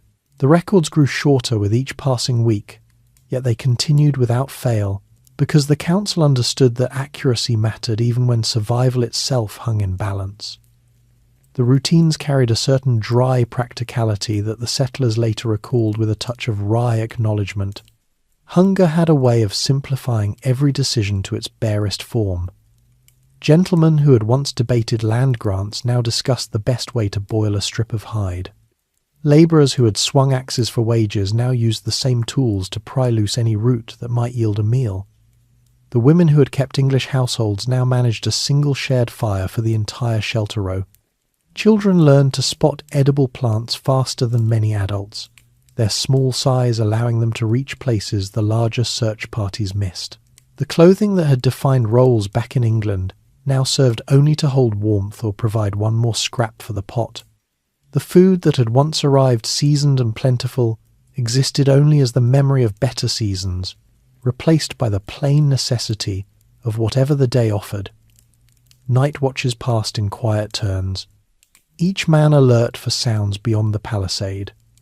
The Powhatan fires could sometimes be seen flickering at the tree line, a steady reminder that the strategy of isolation continued. Inside, the company rested as best it could, bodies conserving strength for the next dawn's search. The triangular fort, once a place of building and planting, had become a compact world of survival measured in small daily increments. The river flowed past the landing stage under the winter stars, carrying the cold air downstream, while the people within the walls followed the same unvarying pattern that kept them alive one more day at a time. By the time the days began to lengthen in early spring, the pattern had worn deep grooves into every habit. Search parties knew exactly which patches of ground near the walls still held promise. The kettles received their contents with the same careful division. Guards rotated without need for spoken orders. The social classes that had once ordered life so distinctly now blended into the single effort of endurance, their clothing and former foods reduced to distant recollections that surfaced only in quiet moments. Daily life had settled into this steady, unadorned rhythm, each sunrise bringing the same tasks and the same quiet hope that the next search or the next catch might add a little more to the common stores. The fort stood as it had through the long months, its people moving through the lanes with the deliberate care that came from knowing every action counted. Cannibalism and survivalers, the deepest weeks of winter settled over the fort, and even the daily searches near the palisade yielded almost nothing new.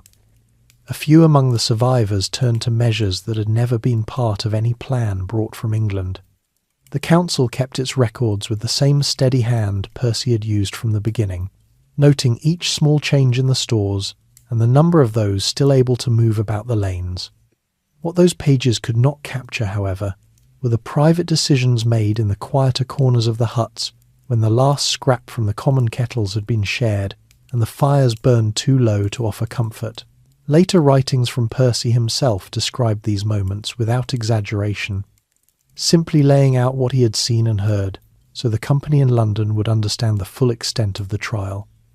One account that Percy set down concerned a man who had lost his wife to the steady march of illness and hunger. In the privacy of their shelter, with no one else present, the husband took the only step he could imagine to stretch the remaining days for himself. He prepared the body in the same manner that meat had once been handled in the storehouse, salting what could be preserved and using the rest at once. Percy learned of the matter when the man was discovered and brought before the council. The act was not widespread. It remained the choice of one individual pushed beyond the ordinary limits of endurance. The council handled the case quietly, recording the facts without public spectacle, because the fort had already seen enough death that adding judgment seemed pointless when survival itself hung by so thin a thread. Other instances followed a similar private pattern. Small groups or solitary figures separated from the main company by the layout of the huts or the exhaustion of the day made use of bodies that had already been laid out for burial. These were not acts of violence against the living, but quiet decisions over those who had already passed. Percy noted them in his journal as part of the larger picture of desperation, careful to distinguish them from any suggestion that the entire company had descended into the same practice. The records show that most survivors continued to rely on the same painstaking searches for roots, the occasional fish from the river, and the last bits of boiled leather or bark. The extreme steps remained rare, taken by those who felt they had no other path forward and who kept their actions hidden as long as possible. Years afterward, when archaeologists working at the Jamestown site uncovered remains from the exact period of the starving time, the physical evidence confirmed what the written accounts had described in measured terms. In one pit near the fort's interior, excavators found the partial skeleton of a young girl, roughly 14 years old, who had been given the name Jane for the project records. Her bones carried clear-cut marks made by a knife or similar tool, particularly around the skull and the leg bones. The pattern showed that flesh had been removed in a deliberate way, and some of the bones had been heated in a way that suggested they had been placed in a cooking vessel. The girl had arrived with the later supply ships, and had lived through the first months of the enlarged population before the shortages took their toll. Her remains offered no name or personal story, only the quiet testimony of what had occurred in one desperate instance inside the enclosure. The archaeologists who examined the marks noted that the cuts were precise, not frenzied, matching the careful preparation seen in other food processing from the period. These findings did not suggest that cannibalism had become the main source of sustenance for the colony. The vast majority of the bones recovered from the site continued to show the consumption of horses, dogs, rats, and the local wildlife that could still be taken near the walls.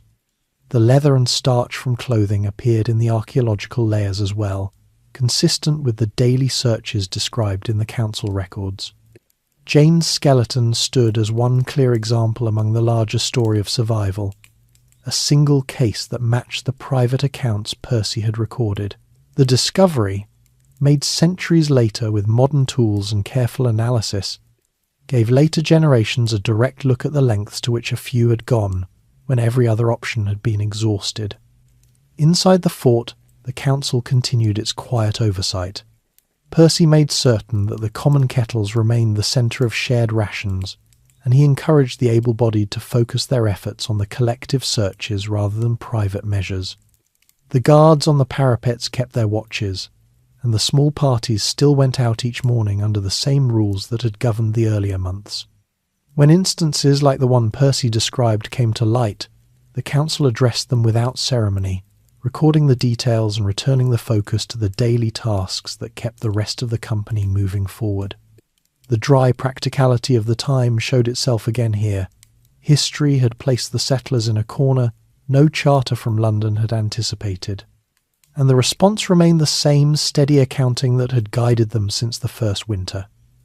As February gave way to March, the river began to loosen its grip on the ice.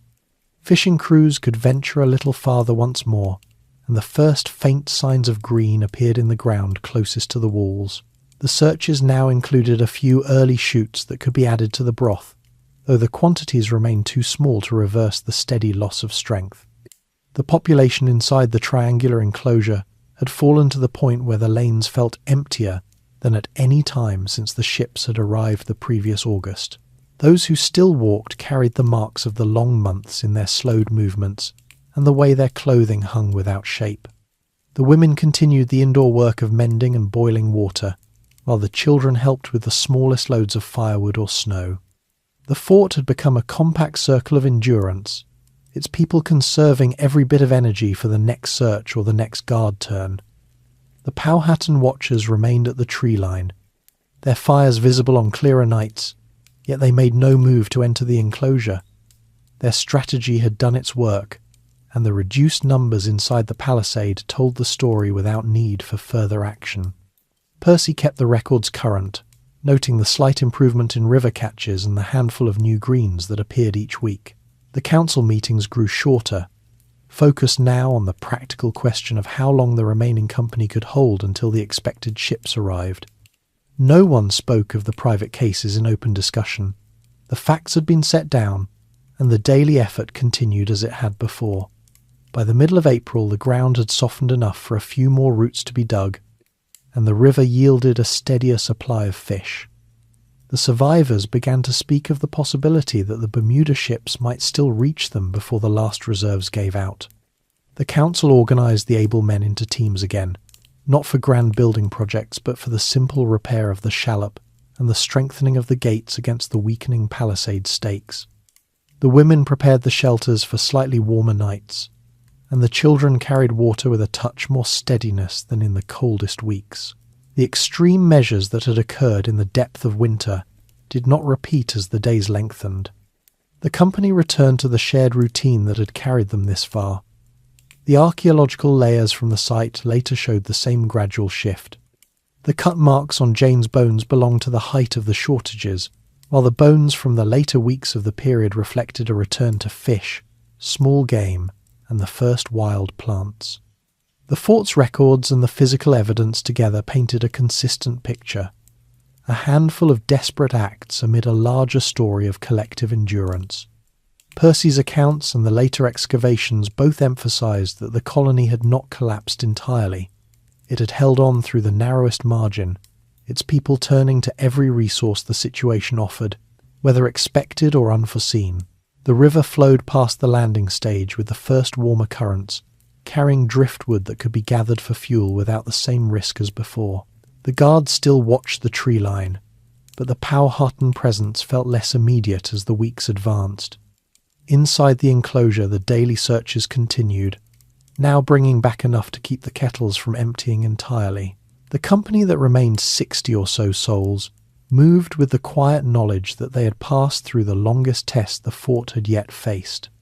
The darkest moments had come and gone, recorded in private journals and confirmed centuries later by careful study of the ground itself. The triangular walls stood as they had, enclosing a reduced but still determined group that waited for the next sign from the sea. The survival of those weeks rested on the same practical habits that had guided the colony from the start. Careful division of whatever could be found, steady watches against the outside, and the quiet acceptance that each day's small gains mattered more than any grand plan. The accounts Percy left behind and the bones later uncovered both served as straightforward reminders of how far the situation had pushed a few individuals. For the rest, the story remained one of shared labour and measured hope, carried forward one search, one catch, and one repaired tool at a time. The starving time had reached its lowest point, and now began its slow turn toward whatever might come next along the James River. May arrived with warmer winds moving up the James River, and the ground inside the triangular enclosure had softened enough for the remaining search parties to dig a few more roots each morning.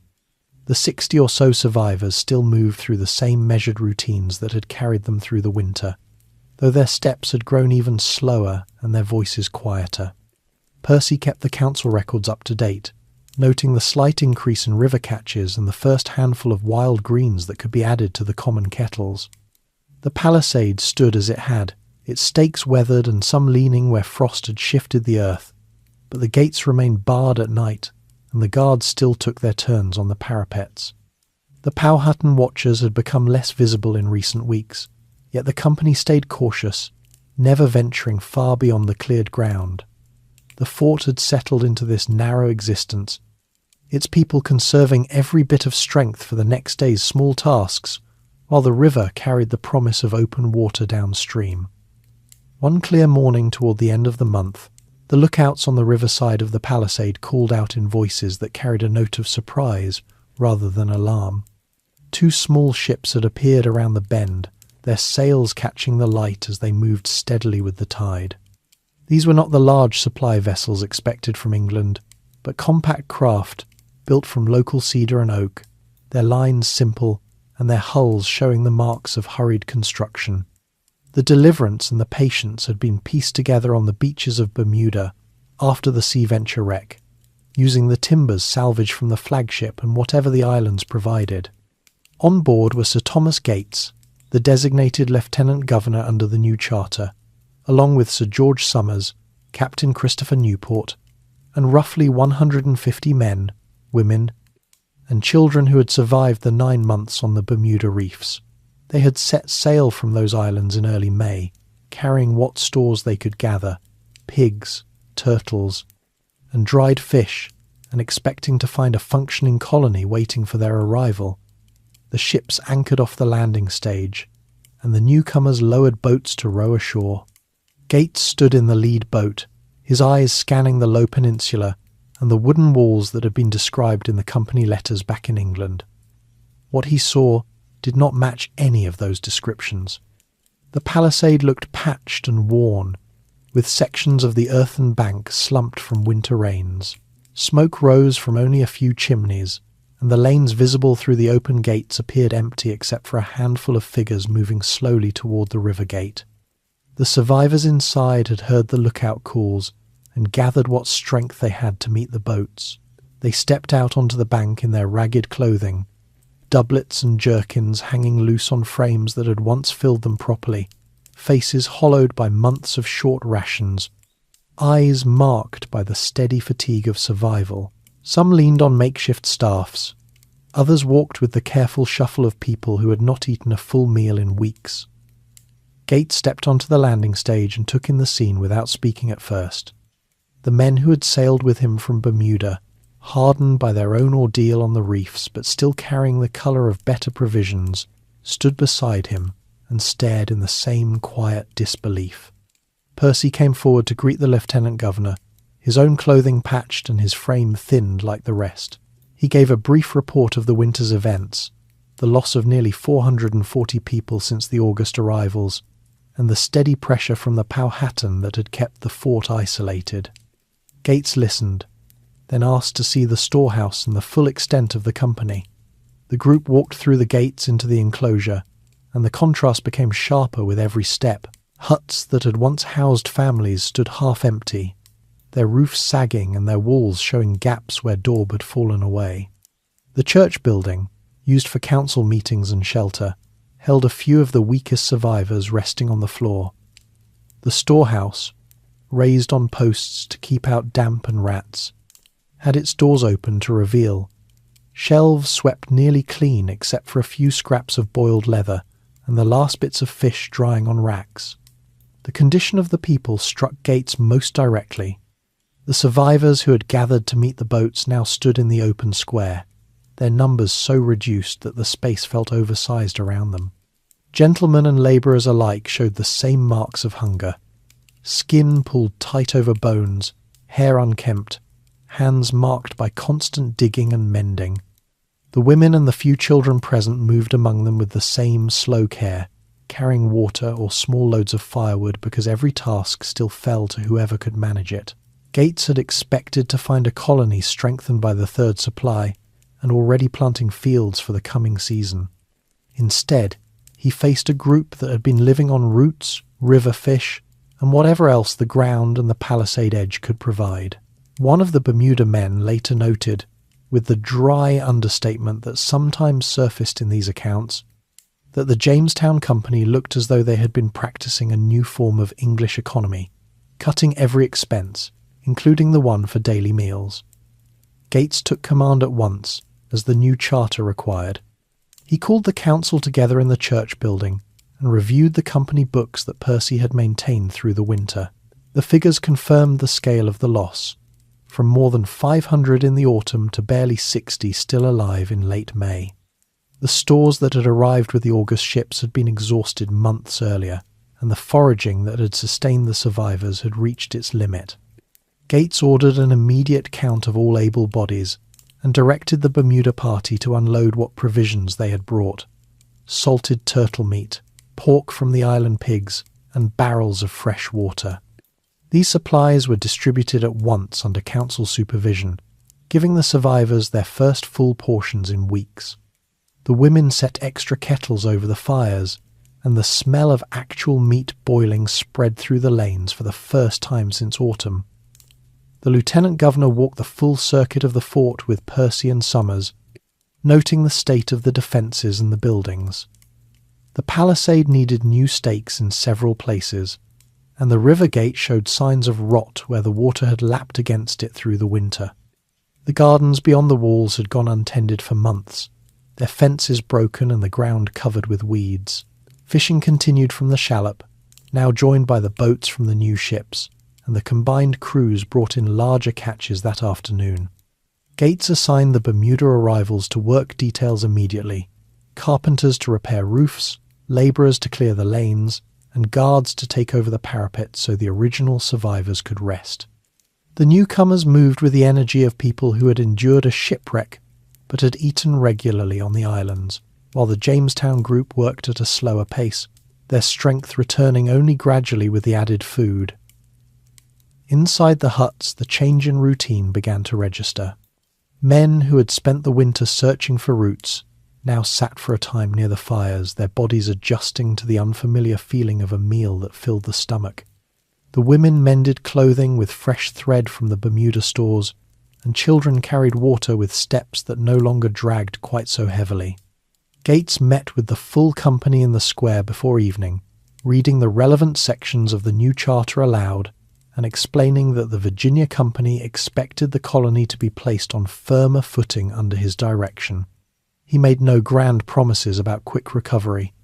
He simply stated that the immediate task was to stabilize the fort, bury the dead properly, and prepare for whatever might come next.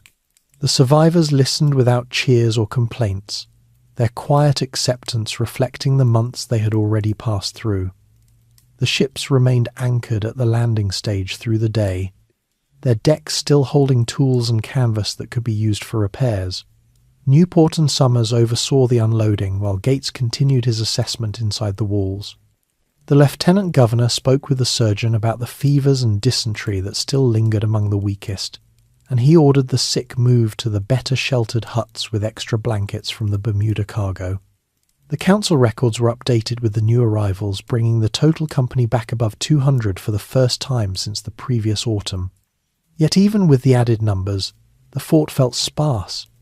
The lanes that had once been crowded now showed open space between the remaining structures, and the storehouse, though restocked with island provisions, would not last indefinitely without fresh planting or further supply. As evening approached, the guards lit lanterns along the parapets, and the gates were secured for the night. Fires burned brighter in the huts than they had in months, and the sound of quiet conversation returned to the shelter's practical talk of the next day's work and the river's condition. Gates retired to the council quarters with Percy to review maps and plan the immediate steps for rebuilding. The lieutenant governor had crossed the Atlantic expecting to govern a growing settlement. Instead, he had stepped into a scene that required every practical skill he possessed just to keep the remaining people alive and the walls standing. The river flowed past the anchored ships under the spring sky, carrying the warmer air downstream, while inside the triangular enclosure, the company settled into a new rhythm shaped by the arrival of the two small cedar vessels and the steady hand of the man the company had sent to lead them. The survivors who had endured the starving time now shared their spaces with the Bermuda party, exchanging quiet accounts of the winter and the island ordeal. The contrast between the two groups remained visible in their frames and their movements, yet the shared task of repair and rationing began to blend them into one company under Gates's direction. The fort had not been abandoned or overrun. It had simply been reduced to its narrowest margin and was now receiving the first real assistance since the previous summer. The lieutenant governor's arrival marked the quiet turning of a long season, bringing fresh stores, fresh labour, and a new authority that could begin to address the damage left by the months of isolation and shortage. The palisade still enclosed the same low peninsula, but the people within its walls had, for the first time in half a year, a reason to look toward the next weeks with something steadier than bare endurance: the decision to abandon. The days following Sir Thomas Gates's arrival passed in a steady round of assessment and small repairs. The Lieutenant Governor walked the lanes each morning with Percy and the council, noting the exact state of every structure and the condition of the remaining company. Carpenters from the Bermuda party set to work, replacing rotten stakes in the palisade and patching roofs with fresh thatch cut from the riverbank. The women sorted the new stores brought ashore from the Deliverance and the Patience, measuring out the salted turtle meat and pork so that the combined group of roughly 200 could eat 2 modest meals each day. Fishing crews went out in larger numbers, returning with enough perch and catfish to add to the kettles without emptying the island provisions too quickly. Children carried water and kindling with steps that had regained a little steadiness, while the guards on the parapets kept their eyes on the tree line where the Powhatan presence had grown quieter but had not disappeared entirely. Gates reviewed the company books in detail and listened to accounts from both the original survivors and the Bermuda arrivals. The numbers told a clear story. The stores from the August fleet had run out months earlier, the winter foraging had reached its limit, and the fort's fields lay untended and overgrown. Even with the fresh supplies from Bermuda, the total would last only a few weeks at the current rate of consumption. Planting a new crop would take time, and the soil around the enclosure had been worked hard without proper rotation. The Powhatan continued to restrict movement beyond the cleared ground, making it risky to clear and plant larger fields farther out. Gates called the full council together in the church building and laid out the situation without softening the facts. The colony had been reduced to a handful of weakened people holding a damaged fort, and the resources on hand could not support a full recovery before the next winter returned. The decision took shape over several council meetings. Gates weighed the new charter's instructions to establish a permanent settlement against the practical reality he saw each day in the hollow faces and patched walls. He consulted with Summers and Newport, both of whom had seen the fort in better times and now recognized how far it had declined. The group considered waiting for the main supply fleet under Lord Delaware, but no one could be certain when those ships would arrive or whether they would carry enough to rebuild from such a low point. The river remained open, the ships at the landing stage were sound, and the company still had enough able bodies to man the sails and handle the shallop. After careful discussion, the council reached a unanimous conclusion. The fort should be abandoned, the structures burned to prevent their use by any hostile force, and the entire company evacuated down the James River to the Chesapeake Bay, where they could wait for rescue or sail for England if no help appeared. The order went out on the morning of the 7th of June, 1610. Gates addressed the assembled company in the open square, explaining the plan in plain terms. The survivors listened without protest. Many had already accepted that the triangular enclosure had become more prison than home after the long winter. Work details formed at once under the Lieutenant Governor's direction. Men began loading the remaining tools, canvas, and personal belongings into the ships and the shallop. The women packed the last stores of food and folded the few usable blankets. Children carried smaller items to the landing stage, their hands moving with the same quiet efficiency they had learned during the months of searching for roots. The carpenters dismantled what could be salvaged from the church and storehouse pegs, planks, and iron fittings, while other teams stacked firewood against the inner walls in preparation for the final act. The evacuation proceeded methodically through the day. The Deliverance and the Patience were loaded first, their decks growing crowded with barrels, tools, and people. The shallop made repeated trips between the landing stage and the larger ships, ferrying those who could not climb the sides easily. Percy supervised the removal of the council records and the few maps that Smith had drawn in earlier years, ensuring that nothing of value to the company would be left behind. The livestock that had survived the winter, only a handful of pigs, were slaughtered, and their meat added to the ship stores. As the afternoon light lengthened, the lanes inside the fort emptied. Huts that had sheltered families through the starving time stood silent, their doors left open and their fires cold for the first time in months. Before the final departure, Gates ordered the structures set alight.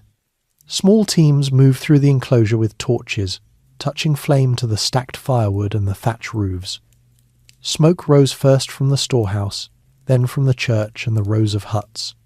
The palisade itself was left standing, but the interior burned steadily as the company watched from the ships. The flames climbed the wooden frames and sent sparks drifting over the river, a bright column against the evening sky that could be seen for miles.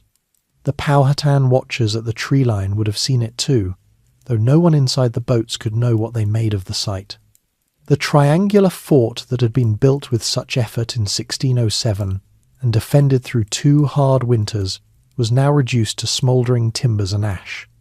The ships weighed anchor as darkness fell and began the slow journey down the James River with the outgoing tide. The Deliverance led, followed by the Patience and the Shallop. On deck, the company sat or stood in quiet groups, their eyes turned back toward the glow that marked the place they had called Jamestown. The survivors of the starving time shared space with the Bermuda party, the 2 groups now fully blended by the shared decision to leave. Conversation stayed low, and practical comments on the river's depth, the handling of the sails, and the stores that would need to be rationed carefully until they reached the bay. Gates moved among them, speaking with individuals and making certain that the sick received extra portions from the island provisions. The night passed with lanterns lit at the mastheads and guards posted to watch for any movement along the banks. The river carried the small fleet steadily toward the Chesapeake. The low banks slipped past in the darkness, their trees and marshes familiar to those who had explored them in better days. By morning the ships had covered a good distance, and the company could no longer see the smoke from the burned fort. The wind freshened from the south, filling the sails and pushing the vessels faster through the water. Fishing lines went over the sides when the ships slowed, adding to the stores. The women prepared simple meals in the ship's galleys, boiling the last of the turtle meat with whatever fish had been caught. Children found spaces on deck to rest, their small bodies no longer needing to carry water or kindling for the fort's fires. The entire company moved with the gentle roll of the hulls, a rhythm different from the steady tread of the palisade lanes. Gates kept the ships close together and maintained regular watches. He reviewed the charts that had survived and plotted their course toward the bay where they could anchor safely and wait for the expected supply fleet. The decision to abandon had been reached without drama or dissent. It had grown naturally from the plain facts of stores, health, and the risk of another winter inside the damaged walls. The river widened as they approached the mouth, its waters turning brackish and then salty. The survivors who had endured the starving time looked out at the open horizon with the quiet understanding that they had left behind the place that had nearly claimed them all. The fort's ashes remained upstream, a dark patch on the peninsula that would cool and disappear under new growth in the coming weeks. By the second day, the small fleet reached the broader waters near the Chesapeake entrance. The ships anchored in a sheltered cove to rest the company and take stock of provisions. Gates called another council meeting aboard the Deliverance, confirming that the evacuation had been completed without loss, and that the stores, though limited, could sustain the group for several more weeks if carefully managed. The men repaired minor damage to the rigging, and the women aired the blankets on deck. The river had carried them away from the triangular enclosure and its long winter, and now the bay opened before them with its wider sky and steadier winds. The company settled into shipboard routines, the same practical habits of rationing and watchkeeping that had kept them alive inside the fort now serving them on the water. The decision to abandon Jamestown had been the logical outcome of the starving time and the delayed relief. Gates had weighed the charter's hopes against the visible condition of the survivors and the empty storehouse, and the council had agreed that departure offered the best chance of preserving the remaining lives. The burning of the fort ensured that nothing of value would fall into other hands, and the river had provided a clear path to safety. As the ships rocked gently at anchor in the cove, the company looked toward the horizon where help might still appear. The low peninsula and its smouldering ruins lay behind them, a chapter closed by necessity rather than defeat. The James River had witnessed the building, the hardship, and now the quiet withdrawal, carrying the small fleet toward whatever the next tide would bring. The Lord de la Warr rescue. The small fleet lay at anchor in the sheltered cove near the mouth of the James River for 2 full days, while the company rested and the tour of the next cove. Council reviewed the remaining stores once more. The Deliverance and the Patience rocked gently on the tidal swell, their decks crowded but orderly. Gates kept the watches regular and the rations measured with the same care Percy had used inside the fort. Fishing lines went over the sides each morning, adding modest catches of fish to the island provisions of salted turtle and pork. The survivors moved about the ships with slow, deliberate steps, their bodies still adjusting to the fuller meals and the different motion of the water. Children found places to sit in the sun, and the women aired blankets and mended what clothing could be saved. The river had carried them safely downstream, and now the broader waters of the Chesapeake stretched ahead, offering a wider view of the sky and a steadier breeze. On the morning of June 10, lookouts on the Deliverance called out when sails appeared on the northern horizon. 3 larger ships were approaching under full canvas, moving with purpose toward the bay entrance. These were the vessels of the new supply fleet commanded by Lord Thomas West, Baron de la Warr, who had been appointed governor for life under the reorganized Virginia Company charter.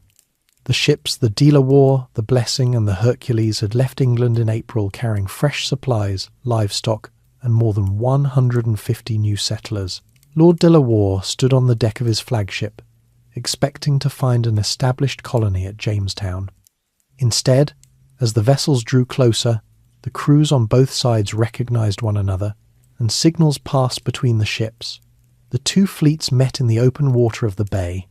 Boats were lowered, and Gates, Somers, and Percy rowed across to the De La Warr to report directly to the new governor.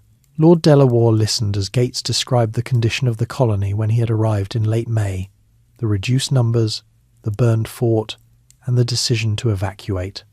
The governor's face remained composed, but the details clearly surprised him.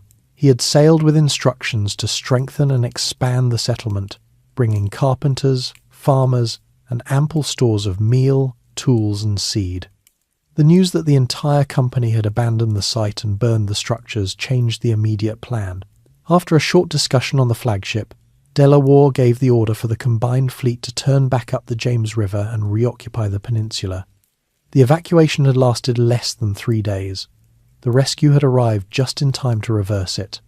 The ships weighed anchor and began the journey upstream with the incoming tide. The larger vessels from England took the lead, their deeper drafts requiring careful navigation of the river channels that Smith had mapped years earlier. The Deliverance and the Patience followed, their smaller size making the return easier. On every deck the mood shifted from quiet resignation to renewed purpose. The survivors of the starving time stood at the rails and watched the familiar banks slide past in reverse. The low peninsula came into view again by late afternoon, its triangular outline still visible, though the interior lay in ashes. Smoke had long since died away, leaving charred timbers and collapsed roofs scattered across the enclosure. The palisade stakes remained standing in many places, their tops blackened but the line of defence still recognisable. The combined company, now numbering more than 300, went ashore at once. Lord De La Warr stepped onto the landing stage first, surveying the ruined site with a practical eye. He ordered the new settlers and the able-bodied from both groups to begin clearing the debris immediately. Men pulled down the remaining burned frames and dragged the charred wood aside to make space for fresh construction. Carpenters from the supply fleet began framing new storehouses using timber cut from the nearby woods, while labourers cleared the ground for gardens and reinforced the sections of the palisade that had survived. The women and children helped sort the supplies brought from the English ships: barrels of meal, casks of salted beef, tools and seed for English wheat and native corn. Livestock, cattle, goats and more pigs were driven ashore and turned loose in the cleared areas under guard. Gates and Percy worked alongside De La Warr to organise the labour. The Lieutenant Governor shared what he had learned from the winter, pointing out the best locations for the new wells and the places where the ground drained poorly. Percy updated the council records with the arrival of the new governor and the fresh stores, noting the exact numbers of people and the quantities unloaded. The combined workforce made rapid progress through the afternoon and into the following days. New huts rose on the old lanes, their frames joined with fresh pegs and roofs covered with split shingles brought from the ships. The storehouse took shape first, raised on posts as before but built larger to hold the English supplies and protect them from damp and rats. A new church building was framed on the site of the old one, its simple altar placed where services had once been held. Lord De La Warr enforced a stricter discipline from the start. He divided the company into organised teams with clear daily assignments, much as Smith had done in earlier years, but with the added authority of his commission from the king and the company. Idleness was not tolerated. Every able man worked or stood guard. Rations were distributed fairly, but with the understanding that labour earned the full share. The new settlers, fresh from England, learned quickly under the direction of the veterans who had survived the starving time. The contrast between the two groups remained visible at first. The newcomers still carried the weight of the long voyage, but had not yet faced the long winter. Yet the shared tasks of clearing and building began to blend them into one company. Inside the rebuilt enclosure, the daily rhythm returned with new energy. Fishing crews went out each morning in the shallop and the ship's boats, bringing back larger catches now that more hands could clean and salt the fish. Gardens were laid out beyond the repaired palisade, with rows of English peas planted between hills of native corn following the pattern the Powhatan had long used. The women managed the cooking fires and the sorting of supplies, while children carried water and gathered kindling from the cleared ground. Guards walked the parapets in regular shifts, their muskets loaded with fresh powder from the English ships. The Powhatan watchers appeared again at the tree line, but the increased numbers and the visible activity inside the fort seemed to keep them at a greater distance for the time being. De La Warr made his headquarters in one of the newly framed buildings and called regular council meetings to plan the next steps. He intended to expand the settlement, send exploring parties upriver when safe, and establish firmer trade relations once the immediate rebuilding was complete. The governor also saw to the proper burial of those who had died during the starving time, ordering simple markers placed where the graves could be identified. The ashes of the old fort were cleared away, and the ground levelled so that new structures could stand on firmer foundations. Each day's work added visible progress. The palisade grew stronger, the storehouse filled with barrels, and the lanes between the houses became orderly once more. The rescue had come at the narrowest margin. Had the supply fleet arrived only a week or two later, the small evacuation fleet might have sailed out of the bay and headed for England, leaving the peninsula empty. Instead, the timely meeting in the Chesapeake had turned the withdrawal into a brief pause. The combined company now numbered enough to defend the site and begin the slow work of recovery. The river flowed past the landing stage as it always had, but now it carried the larger ships and the fresh supplies that gave the colony a second chance. The survivors of the starving time moved among the new arrivals with the quiet knowledge that they had held on just long enough for help to reach them. Lord De La Warr's arrival and the decision to return upriver marked the end of the most desperate chapter. The fort rose again on the same low ground, its walls repaired and its buildings renewed with English timber and English resolve. The company settled into the renewed routines of labour, guard duty, and measured rations, this time with fuller stores and clearer leadership. The James River had witnessed the building, the hardship, the burning, and now the rebuilding, all within a few short days. The triangular enclosure stood once more, no longer a place of bare survival, but a foothold that the new governor intended to strengthen and hold. Recovery. A new beginnings. Lord De La Warr wasted no time setting the rebuilt fort on a firmer footing once the company had returned to the Low Peninsula. He divided the more than 300 people into clear work teams each morning after the first full meal from the new stores. Carpenters framed additional houses along the lanes using fresh timber cut from the woods just beyond the repaired palisade. Labourers cleared the last of the charred debris and levelled the ground for larger gardens. The women sorted the barrels of meal and seed brought from England, while children carried water and stacked firewood in neat piles near the huts. Guards walked the parapets in steady shifts with fresh powder and shot, their presence enough to keep the Powhatan watchers at a respectful distance for the time being. The governor inspected the progress every afternoon, noting each completed section of wall and each new roof in the council book. The stricter rule De La Warr introduced differed from the earlier attempts at order. He required every able man to complete a full day's assigned task before receiving his full ration, and he posted the daily work list at the storehouse door so no one could claim confusion. Idleness brought a reduction in shares, applied evenly whether the man held the title of gentleman or had arrived as a labourer. The council met each evening to review the tallies, and De La Warr made certain the records showed exactly how much grain had been planted and how many tools remained in working order. This system stretched the English supplies further while the first crops took root. The settlers who had survived the starving time adjusted to the new pace without complaint. They had already learned how thin the margin between enough and not enough could become. The newcomers from the supply fleet fell into the routine after the first week, their initial stiffness from the long voyage giving way to the steady rhythm of axe and spade. By midsummer, the fort had taken on a more solid appearance than it had shown in the months before the evacuation. The palisade stood straight, with new stakes driven deep, and the earthen bank packed firm against the riverside. Storehouses rose with raised floors to keep the meal dry, and the church building gained a simple bell frame that rang for morning assembly. Gardens extended beyond the walls in orderly rows, with English wheat and peas planted alongside the native corn that the Powhatan had long grown in small hills. Fishing crews brought in steady catches from the James River, and the women salted and smoked the surplus in the new sheds built for that purpose.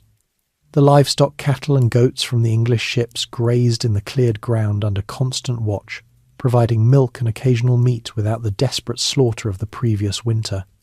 The lanes between the houses stayed clear of debris, and the entire enclosure felt less like a camp and more like a working settlement once again. De La Warr's own health began to fail by late summer, the fevers and dysentery that had weakened so many others taking their turn with him. He remained in command long enough to see the first harvest gathered and stored, then sailed for England in the autumn to recover and report directly to the company. In his place he left Sir Thomas Dale, a veteran soldier who arrived with additional ships in May 1611 carrying more settlers and stricter instructions from London. Dale took the same practical approach but tightened the rules further. He published a set of laws that listed exact penalties for theft of food, neglect of work, or leaving the fort without permission. The company accepted the code because the memory of the starving time remained fresh. No one wanted to risk another season of empty kettles. Dale organised larger work gangs to clear more land upstream and built a small outpost called Henricus farther up the river as a second point of settlement. The fort at Jamestown continued to serve as the main storehouse and landing stage, its population now growing with each new arrival. More ships reached the James River through 1611 and 1612, bringing fresh groups of settlers who stepped ashore with the same mix of hope and uncertainty that had marked the earlier voyages. These newcomers included farmers who knew how to lay out fields properly, blacksmiths who could keep tools sharp, and women whose presence helped balance the company and allowed for families to form. The total numbers climbed past 500 again, though Dale made certain the stores were managed with the same care De La Warr had established. The extra hands allowed the gardens to expand and the palisade to be extended in places where the original triangle had felt too confining. The river carried the ships upstream with the tide, and the landing stage grew busy with unloading barrels and livestock. The settlers who had lived through the winter of 1609, 1610, watched the new faces with quiet recognition. They knew exactly how quickly supplies could vanish if the work slowed. One of the arrivals in 1610, a man named John Rolfe, had brought with him a practical idea that would quietly change the colony's future. Rolfe had survived the Sea Venture wreck on Bermuda and reached Jamestown with Gates's party. He carried seeds of a milder strain of tobacco he had obtained in the Caribbean. different from the harsh native variety the Powhatan grew for their own ceremonies. Rolfe planted small experimental plots in the cleared ground outside the fort during the first recovery season. The plants took root in the Virginia soil, their broad leaves growing thick under the summer sun. He tended them carefully, curing the harvested leaves in sheds built for the purpose and packing them into barrels for the return ships. The first small shipments reached England in 1612 and found ready buyers among merchants and gentlemen who preferred the sweeter taste to the stronger Spanish varieties. The company in London took note at once. Here was a commodity that could pay for the entire venture without relying on gold or minerals that had never appeared in useful quantities. Dale encouraged the shift toward tobacco once the basic food crops had been secured. He allotted small plots to individual settlers who agreed to plant a portion in the new crop while still maintaining their share of corn and peas for the common stores. Rolfe's method spread quickly because it required no special tools beyond a hoe and a curing shed. By 1613, the fields around the fort and the new outpost at Henricus showed rows of tobacco plants standing taller than the surrounding corn in places. The leaves were harvested in late summer, hung to dry, and packed for shipment. The returning ships carried the barrels as their main cargo, and the proceeds helped fund more supplies and settlers for the next voyage. The colony had found a steady source of income that grew from the same soil that had nearly starved it only a few years earlier. It was almost as if the land had been waiting for the right plant to turn hardship into a modest profit, though no one at the time would have described the change in quite such neat terms. The daily routines inside the fort adjusted to the new crop without losing their steady focus on survival. Men worked the tobacco fields in the mornings and returned to the common tasks of repairing tools or standing guard in the afternoons. Women helped with the curing sheds, turning the leaves and checking that the drying proceeded evenly. Children carried water to the young plants and learned to spot the first signs of blight that could ruin a row. The storehouse continued to hold the English meal and salted meat as a reserve, but the tobacco barrels stacked alongside them represented the first real return the company had seen on its investment. Dale kept the work lists posted and the rations fair, making certain that the food crops were never neglected for the sake of the new cash plant. The Powhatan watched the expansion from the tree line, their own fields still producing corn and beans, yet they maintained a cautious distance as the English numbers grew and the palisade extended. By 1614, the colony had passed its 7th year on the James River.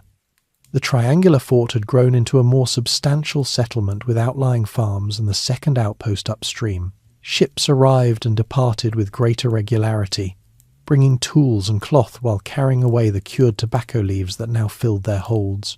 The survivors of the starving time formed a smaller but steadier core within the larger company, their experience helping the newcomers avoid the mistakes of the early seasons. Rolfe's tobacco had become the practical foundation for the future, its leaves providing the revenue that paid for supplies and encouraged more families to cross the ocean. The river flowed past the landing stage under the summer sun, carrying the loaded ships downstream toward the Chesapeake and the open sea. While inside the walls, the work continued at the same measured pace that had brought the settlement through its narrowest hour and into a time when it could begin to stand on its own. The recovery had been slow and deliberate, built on the stricter rules Delaware and Dale had enforced, and on the steady arrival of new ships and new hands. The shift toward tobacco had not come as a sudden discovery, but as the quiet result of one man's careful planting and the company's willingness to test a crop that could travel well across the Atlantic. The fort stood solid once more, its palisade enclosing houses, storehouses, and gardens that showed the results of consistent labour. The people moved through their days with the practical knowledge that survival still required daily effort, but that the land could now offer something beyond bare endurance. The James River continued its steady course, linking the settlement to the wider world and carrying the first fruits of that new beginning toward the markets of England. Legacy of the starving time. The years after 1614 saw the colony settle into a steadier pattern built, directly on the lessons of the winter of 1609 and 1610. Dale continued to enforce the work rules and the laws he had published, making certain that food crops always came first, even as tobacco fields spread across the cleared ground.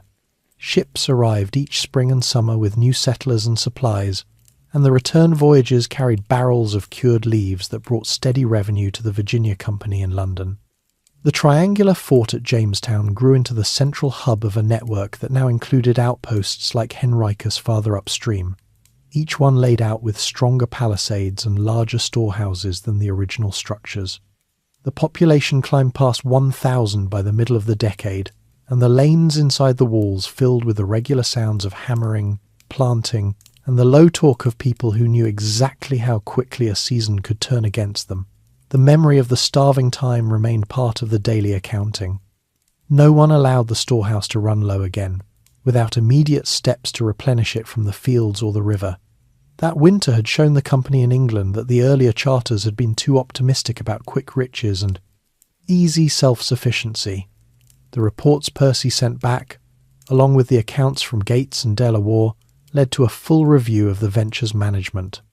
The Virginia Company restructured its operations, tightening oversight from London and sending governors with clearer authority to enforce labour and order. The experience also made future leaders more realistic about the supplies needed for each new group of settlers. Ships began to carry extra barrels of meal and seed as standard practice, and the instructions given to captains emphasized the importance of arriving before winter rather than risking the scattering that had left Jamestown without the Sea Venture's cargo. These changes did not erase the hardship of the early years, but they reduced the chance that another season of isolation and short rations would reduce the colony to the same narrow margin. The events of 1609 and 1610 also shaped the way the English approached relations with the Powhatan people. The strategic blockade Chief Powhatan had maintained during the winter taught both sides that trade could not be taken for granted, and that each group had limits on what it could share. Later, governors worked to establish more formal agreements, including the marriage of John Rolfe to Pocahontas in 1614, which brought a period of calmer exchange and allowed corn and other native crops to flow more reliably into the English stores. The Powhatan continued to watch the expansion of tobacco fields with caution, yet the increased numbers inside the fort and the stronger defences made open conflict less frequent for a time. The starving time had revealed that neither side could simply push the other aside without cost, and that practical dealings, however cautious, offered the best path for both to occupy the same stretch of the James River. The human cost of that winter stayed visible in the records and in the smaller company that had held the fort until Gates arrived. Of the roughly 500 people present in the autumn of 1609, only about 60 remained alive by the following May. The graves outside the palisade marked the steady toll of hunger, illness, and exposure, and the council books listed each loss by name where it was known. Those who survived carried the experience forward in the way they managed rations, the way they repaired tools before they broke, and the way they kept the gardens tended even when tobacco promised quicker returns. The women who had managed the kettles and mended clothing through the coldest months taught the new arrivals how to stretch every scrap and how to recognize the first signs of shortage before it became critical. Children born after the starving time grew up hearing the quiet accounts of those months, learning early that the land required constant effort and that the river could not always be counted on to provide. The legacy reached beyond the James River to influence later English efforts along the Atlantic coast. When the Pilgrims arrived at Plymouth in 1620, they carried detailed reports of Jamestown's early struggles and made certain to plant crops immediately and to store supplies with greater care. The Virginia Company's experience with the starving time helped shape the instructions given to other colonial ventures, emphasizing the need for skilled farmers, clear leadership, and realistic expectations about the first years. The shift to tobacco as the economic foundation spread to other settlements, providing a model for how a cash crop could sustain a colony when mineral wealth proved elusive. Jamestown itself remained the oldest continuous English settlement in North America, its survival after 1610, proving that a foothold could be maintained even after near collapse. The winter also highlighted practical truths about early colonial life that later generations studied in the company records and the archaeological layers at the site. It showed that social classes from England did not always determine who endured best. Gentlemen and labourers had faced the same empty kettles and had worked side by side when roots and fish became the only food available. The event made clear that leadership mattered more than titles, that strict but fair rules on labour could stretch limited stores, and that dependence on outside trade carried risks when relations with local people changed. The cut marks on the bones later uncovered at the site, including those of the young girl known as Jane, stood as a direct reminder of how far desperation could push a small number of individuals when every other option had been exhausted. The records and the physical evidence together gave a straightforward picture of a community tested to its limit and of the ordinary decisions people made to see one more day. By the 1620s, the colony had grown stable enough for the Virginia Company to grant land to individual settlers, moving away from the earlier system of common stores. Tobacco fields stretched along the river banks, and ships arrived and departed on regular schedules. The fort at Jamestown served as the seat of the first elected assembly in 1619, where representatives from the various settlements met to discuss local laws and the needs of the company.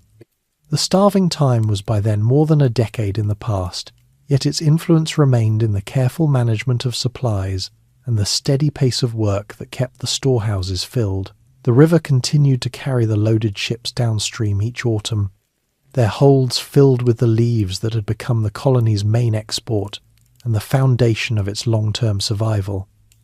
The events of 1609 and 1610 had nearly ended the English presence on the James River, but the narrow escape and the lessons it provided helped secure the foothold that grew into a larger colonial enterprise. The winter had tested every assumption the first settlers brought from England and had replaced them with the practical knowledge that survival required steady labour, clear rules, and a realistic view of the land and its people.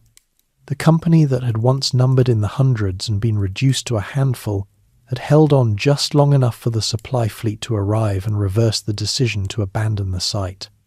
That decision, reached in the ashes of the burned fort and overturned within days by Lord Delawar's timely ships, became the turning point that allowed the settlement to move forward.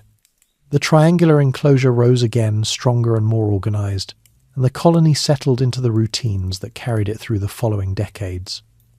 The legacy of the starving time lay in the quieter, steadier habits that replaced the earlier hopes of quick wealth. It lay in the expanded gardens, the repaired palisades, the careful records of stores, and the recognition that the land required patient work rather than grand plans. It lay in the way later governors and settlers spoke of the winter when they prepared for new arrivals, reminding them that the James River could be generous in season, but unforgiving when trade failed and ships were delayed.